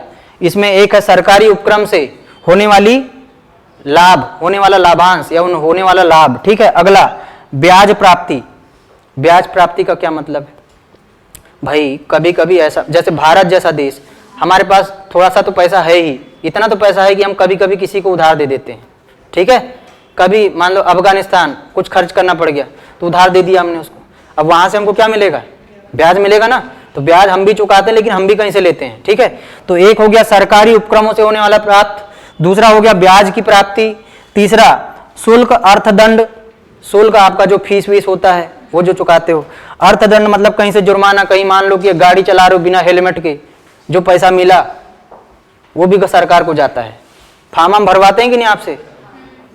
नहीं भरवाएंगे तो मत देना पैसा वैसा। ठीक है, गाड़ी वाड़ी पकड़ में आती होगी कभी कभी, आई है क्या? गाड़ी नहीं है तो कहां से पकड़ में आएगी बोलिए। चलो अगला करेंसी छपाई, यहां से भी पैसा मिल रहा है। चलो निवेश से प्राप्त लाभ, कहीं निवेश किया गवर्नमेंट ने, विदेश में जाकर कोई इन्वेस्ट किया है किसी चीज पर, वहां से जो लाभ प्राप्त होगा। ठीक है, अन्य प्राप्तियां, तो इतने प्रकार की प्राप्तियां हैं। अब इन प्राप्तियों को बहुत अच्छे से ध्यान रखो क्योंकि इन पर सवाल बनते हैं कि निम्नलिखित में से किस प्राप्ति को गैर कर राजस्व में शामिल करते हैं या नहीं करते, इस प्रकार से। ठीक है, तो गैर कर राजस्व में एक हो गया सरकारी उपक्रमों से होने वाली आय, दूसरा हो गया क्या? ब्याज की प्राप्तियां जो दूसरे देशों को हमने दिया, तीसरा निवेश से जो लाभ प्राप्त हुआ दूसरे देशों को, दूसरे देशों में जो हमने निवेश किया, चौथा करेंसी की छपाई, पांचवा शुल्क और अर्थदंड, ये सारे इसमें शामिल है। यहां आ जाओ, पूंजीगत आय। अब ये पूंजीगत आय सबसे इंपॉर्टेंट है भाई, पूंजीगत आय सबसे इंपॉर्टेंट है। पूंजीगत आय का मतलब ये समझो कि राजस्व आय मतलब ये कि यहां पर जो सरकार है ना, सरकार को कुछ नहीं करना पड़ रहा था, सरकार को कुछ नहीं करना पड़ रहा था, उसको पैसे मिल रहे थे। यहां पूंजीगत आय में सरकार को कुछ करना पड़ेगा। करना पड़ेगा का मतलब अपनी जो संपत्ति है उसको बेचनी पड़ेगी या उसकी जिम्मेदारी बढ़ जाएगी। राजस्व आय और पूंजीगत आय में ये अंतर है। राजस्व आय में सरकार को ज्यादा कुछ नहीं करना पड़ता, टैक्स के लिए क्या उसको कुछ सेवाएं देनी पड़ती है क्या? आपसे टैक्स, आपकी आय ज्यादा है, आपसे टैक्स ले लेगा सरकार। ठीक है, सरकार को कुछ करने की जरूरत नहीं है। लेकिन पूंजीगत आय में सरकार को क्या होता है? सरकार को कुछ करना पड़ता है। अब क्या करना पड़ेगा? सरकार को अपनी संपत्ति बेचनी पड़ेगी तब उसको प्राप्त मिलेगा। पूंजीगत आय, अब पूंजीगत वस्तु क्या होती है इसके बारे में थोड़ी सी जानकारी हो तो पूंजीगत आय समझ में आ जाएगा। पूंजीगत वस्तु मतलब आपका कोई संपत्ति था, कोई मशीन हो सकता है वो आपकी पूंजी है, आपका घर हो सकता है वो आपकी पूंजी है। ठीक है, अचल संपत्तियों को इसमें शामिल करोगे। अचल संपत्ति का मतलब समझ रहे हो ना, जो ऐसा चल कर नहीं जा सकती। ठीक है, वो अचल है। चलो यहां से आंतरिक बाजार से प्राप्त उधारियां इसमें शामिल है। आंतरिक बाजार से होने वाली, जो आंतरिक बाजार जो हमारे देश का बाजार है वहां से जो सरकार ने पैसा वसूल की, ठीक है, उधारी ली, तो वहां पर संपत्ति सरकार की कुछ जाएगी कि नहीं जाएगी? सरकार अपनी परिसंपत्ति कुछ, अपना कुछ एसेट्स क्या देती है, गवर्नमेंट मार्केट में डालती है, तो वहां से पैसा मिलता है। मतलब सरकार ने कुछ दिया तो उसको मिला। ठीक है, दूसरा विदेश से ऋण सहायता, विदेशों से जो ऋण सहायता हमने ली है, अब देखो जितनी बाह्य उधारियां थी उन सबको यहां शामिल कर दिया है। एक बाजार से होने वाली मतलब हमारे देश के मार्केट से, और एक विदेश के मार्केट से होने वाली प्राप्तियां, दोनों को इसमें शामिल किया गया है। और तीसरा और सबसे ज्यादा इंपॉर्टेंट, विनिवेश, डी इन्वेस्टमेंट, नाम सुना होगा। अभी एयर इंडिया का किया गवर्नमेंट ने। एयर इंडिया को किसको बेच दिया? टाटा समूह को बेचा ना। एयर इंडिया किसकी संपत्ति थी? सरकार की संपत्ति थी। सरकार ने उसको क्या किया? बेच दिया उसको, और वहां से कुछ पैसे सरकार को मिल गए। तो ये जो पूंजीगत आय है इसमें सरकार की संपत्ति में कमी होती कि वृद्धि होती है? कमी होती है, कमी होगी ना। सरकार की परिसंपत्तियों में, एसेट्स में पूंजीगत आय होने से कमी होती है कि वृद्धि होती है? कमी होती है। तो पूंजीगत आय ज्यादा होना चाहिए कि कम होना चाहिए? कम होना चाहिए। राजस्व आय ज्यादा होना चाहिए। इन दोनों में सबसे ज्यादा आय कौन सी होना चाहिए? राजस्व आय ज्यादा होना चाहिए ना भाई, क्योंकि यहां सरकार को कुछ नहीं देना पड़ रहा है, अपनी जेब का, अपनी परिसंपत्ति का नुकसान नहीं करना पड़ रहा है। लेकिन पूंजीगत व्यय में, पूंजीगत आय में सरकार को पहले अपनी पूंजी देनी पड़ रही है, अपनी संपत्ति देनी पड़ रही, तब उसको पैसा मिल रहा है। उसने एयर इंडिया बेच दिया, उसकी परिसंपत्ति क्या हो गई, समाप्त हो गई ना। पैसा मिला, पैसा तो कहीं भी उड़ जाता है। उड़ जाता है कहने का मतलब कि आपके पास एक संपत्ति थी, आपका मकान था तब तक आपके पास कहने के लिए आपका मकान है। लेकिन जैसे ही आपने बेचा, मान लो कि आपने 1 करोड़ में अपना एक मकान बेच दिया, 1 करोड़ रुपए आप कहीं भी खत्म कर दोगे फटाफट खा पी करके, लेकिन जब तक मकान खड़ा था वो तो आपका था ना, ठीक है। इसीलिए विपक्ष क्या करता है, जैसे किसी चीज को बेचने की बात आती है हल्ला बोल हो जाता है। जैसे एयर इंडिया को बेचा तो बहुत सारे कांग्रेसी और दूसरे लोगों ने कहा कि एयर इंडिया इनके पिताजी की संपत्ति थी, क्या बेच दिया, ठीक है, कहा कि नहीं ऐसा। तो ये डी इन्वेस्टमेंट है। अब सरकार क्यों डी इन्वेस्टमेंट करती है, विनिवेश क्यों करती है, तो सरकार को एक तो पैसे की जरूरत होगी, पैसे की जरूरत होगी तभी करेगी ना। दूसरा, वो जिस कंपनी को बेचने वाली थी, मतलब एयर इंडिया, वो नुकसान में चल रही होगी, नुकसान में चल रही होगी या उसकी हालत बहुत खराब हो गई होगी। मतलब सरकार के पास जो लोग काम कर रहे हैं वो ठीक से काम नहीं कर रहे होंगे, वो नहीं चला पा रहे होंगे, तब उसने क्या किया, उसको निजी क्षेत्र को बेच दिया। अब निजी क्षेत्र को बेचा है देखो टाटा समूह को, तो टाटा समूह ने अभी सबसे बड़ी डील की भारत की इतिहास की। कितने विमान खरीदने, 200 से ज्यादा विमान खरीदने की डील कर ली ना, करी कि नहीं। तो एयर इंडिया का उद्धार होगा कि नहीं। एक समय एयर इंडिया ही चलता था इंडिया में, अब इंडिगो और दूसरे चलने लगे हैं, ठीक है। तो अब एयर इंडिया बूम करेगा कि नहीं, आगे बढ़ेगा कि नहीं। तो डी इन्वेस्टमेंट करने का फायदा हुआ, पैसा भी मिल गया सरकार को और वो कंपनी भी क्या हो गई, आगे बढ़ गई, क्योंकि निजी क्षेत्र के हाथ में चलेगी और उनका मैनेजमेंट बेहतर है। समझ में आई बात। चलो, ये हो गई आय की बात कि आय कहां कहां से हो रही है। एक आय है राजस्व आय। इसमें एक बात याद रखो कि राजस्व आय ज्यादा होना चाहिए और पूंजीगत आय कम होना चाहिए, क्योंकि पूंजीगत आय जब ज्यादा होगी इसका मतलब सरकार की संपत्ति में कमी आएगी, ठीक है। पैसा तो मिल जाएगा लेकिन परिसंपत्तियां जो थी, एसेट जो था वो कम हो जाएगा, ठीक है। यहां आओ, राजस्व व्यय। राजस्व व्यय में 2 प्रकार के व्यय, एक योजनागत और एक गैर योजनागत, ठीक है। तो जो योजनागत व्यय है इसमें 2 प्रकार की योजनाएं हैं भाई। एक केंद्रीय योजनाएं होती है और एक होती केंद्र प्रायोजित योजनाएं, ठीक है। दोनों में बड़ा अंतर है, शब्द एक जैसे लग रहे हैं, केंद्रीय योजना और केंद्र प्रायोजित योजना, सेंट्रल स्पॉन्सर्ड स्कीम, ठीक है। तो केंद्र प्रायोजित योजना जो होगी वो सरकार के द्वारा केंद्र सरकार के द्वारा लाई जाती है, लेकिन लागू राज्य सरकार करेगा और उसमें आधा आधा पैसा दोनों का लगेगा। केंद्रीय योजना का मतलब पूरी तरह से पूरा पैसा कौन देगा, केंद्र देगा।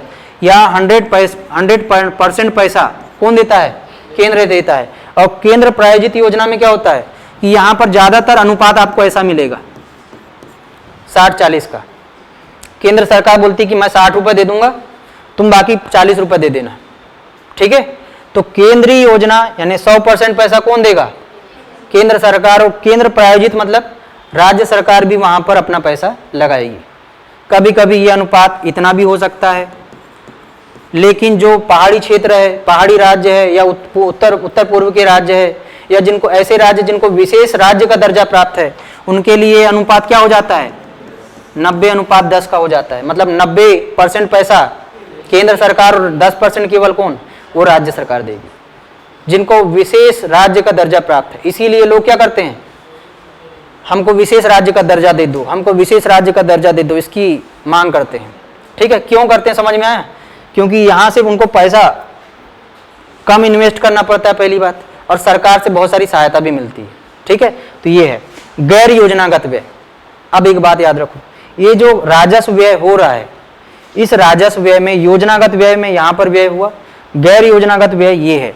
अब ये सबसे इंपॉर्टेंट है गैर योजनागत, इसको आपको बहुत ध्यान से देखना है, समझना है। गैर योजनागत व्यय में कहां कहां व्यय हो रहा है, अब देखते जाओ फटाफट। एक है ब्याज का भुगतान। गैर योजनागत व्यय में सबसे ज्यादा जो पैसा इन्वेस्ट होता है, सबसे ज्यादा पैसा जहां जाता है, पूरे के पूरे बजट में सबसे ज्यादा पैसा जहां जाता है वो यही है, ब्याज का भुगतान। क्योंकि हमने इतना ज्यादा उधार ले लिया है बाहर से कि उसको ब्याज ही देने में हमको अपने बजट का बहुत सारा हिस्सा देना पड़ जाता है, ठीक है। तो ब्याज भुगतान। दूसरा पेंशन, तीसरा रक्षा व्यय, चौथा सब्सिडी और वेतन। अब इन 5 चीज़ों में मुझे ये बताइए कि यहाँ पर जो पैसा जा रहा है क्या इससे सरकार को कुछ प्राप्त होगा? ब्याज भुगतान करने से सरकार को कुछ मिलेगा क्या? नहीं मिलेगा ना, जेब का जाएगा बस। पेंशन देने से सरकार को कुछ मिल रहा है? आप पेंशन दे रहे हो, जो व्यक्ति मतलब जो सेवा समाप्त हो चुकी है, सेवा मुक्त हो चुके हैं, या बुजुर्ग व्यक्ति, उनकी सेवा के लिए आप पेंशन दे रहे हो, तो आपको वहां से कुछ पैसा मिलेगा? कुछ आपको प्राप्त हो रहा है? नहीं हो रहा है ना। रक्षा व्यय, ये तो आवश्यक व्यय है, करना पड़ेगा, ठीक है। देश की रक्षा बड़ी बड़ी जिम्मेदारी होती है, तो यहां पर व्यय करना पड़ेगा, इसको छोड़ो। आगे सब्सिडी, सब्सिडी सरकार देती है हर चीज, उर्वरक सब्सिडी, खाद्य सब्सिडी, पेट्रोलियम सब्सिडी पहले देती थी, अब खत्म हो गया, ठीक है। ये अलग अलग प्रकार की सब्सिडी आपको दे रही है। तो सब्सिडी जो सरकार देती है वो आम लोगों के लिए देती है कि हमको वस्तुएं कम कीमत में मिल जाए, लेकिन इससे क्या सरकार को कुछ मिल रहा है? नहीं मिल रहा है। वेतन, इससे सरकार की कोई संपत्ति बन रही है? मिल रहा है का मतलब सरकार की क्या इससे कोई संपत्ति बन रही है? तो राजस्व व्यय करने से, ये जो व्यय कर रही है सरकार, इससे कोई संपत्ति बन रही है क्या सरकार की? नहीं बन रही है ना। तो राजस्व व्यय कैसा होना चाहिए? कम होना चाहिए। पूंजीगत व्यय में आओ, इससे क्या हो रहा है? अवसंरचना निर्माण। दूसरा शेयरों में निवेश, यहां से शेयर में निवेश करोगे तो आपको कुछ लाभ प्राप्त होगा, ये वाला, सॉरी शेयरों में निवेश करने से आपको जो है यहां से, जैसे कहीं से ब्याज की प्राप्ति हो रही है ना, ठीक है, वो प्राप्त होगा। यहां पर आओ, राज्य और केंद्र शासित प्रदेशों को और सीपीएसई को क्या दिया? ऋण दिया, और वो ऋण जो है मुख्य तौर पर इसके लिए दिया। तो पूंजीगत व्यय करने से सरकार की संपत्ति बनती है। अवसंरचना निर्माण हो रहा है। अवसंरचना निर्माण मतलब सड़क बनी, रेल बना, पुल बना, ठीक है। इंफॉर्मेशन टेक्नोलॉजी का नेटवर्क बढ़ा, आपका संचार की व्यवस्था बढ़ी, तो इससे सरकार की क्या बनी? संपत्ति बनी। तो ये जो पूंजीगत व्यय होता है, इससे सरकार की परिसंपत्ति में वृद्धि होती है, पहली बात। दूसरा, सरकार की देयता मतलब कहीं भुगतान करना में कमी आती है, लायबिलिटी में कमी आती है, ठीक है। इसका मतलब पूंजीगत व्यय अच्छा है और राजस्व व्यय अच्छा नहीं है। यहां पर उल्टा था, पूंजीगत आय अच्छी नहीं है, राजस्व आय अच्छी है। राजस्व आय ज्यादा होना चाहिए, पूंजीगत आय कम होना चाहिए, लेकिन राजस्व व्यय कम होना चाहिए, पूंजीगत व्यय ज्यादा होना चाहिए। पूंजीगत व्यय ज्यादा करोगे तो क्या बनेगा? अवसंरचना निर्माण होगा, आपकी परिसंपत्ति बनेगी सरकार की, ठीक है, एसेट्स बनेगा, और उसकी लायबिलिटी में कमी आएगी, देयता में कमी आएगी। तो ये ज्यादा करना चाहिए। इससे रोजगार जनरेट होते हैं। जो पूंजीगत व्यय होता है, इससे क्या होता है? रोजगार जनरेट होता है, रोजगार उत्पन्न होता है। इसलिए आपको क्या करना चाहिए? जो बजट आया है, अब आपके सामने पूरा खाका है, अब आपको पता है कि राजकोषीय घाटा क्या होता है, राजस्व घाटा क्या होता है, कहां व्यय करना चाहिए, कहां नहीं करना चाहिए, ठीक है। पता चला कि नहीं चला? राजस्व आय ज्यादा होना चाहिए, जबकि पूंजीगत आय कम होना चाहिए। देखेंगे बजट में क्या है स्थिति। यहां पर देखो, राजस्व व्यय कम होना चाहिए, ज्यादा होना चाहिए। तो सरकार का प्रयास क्या रहेगा हर साल कि राजस्व व्यय को कहीं से कम किया जाए। इस साल सरकार ने की, पेंशन में कटौती, सब्सिडी में कटौती, हर जगह कटौती। आपको यदि याद हो तो आपको मैंने जब एग्रीकल्चर पढ़ाया था तब आपको बताया था कि भारत सरकार 2 चीज़ों पर काम कर रही है एग्रीकल्चर सेक्टर में, mainly zero budget natural farming और जैविक कृषि, 2 चीज़ों पर काम कर रही है सरकार, ठीक है। अब काम करने के पीछे लॉजिक क्या है?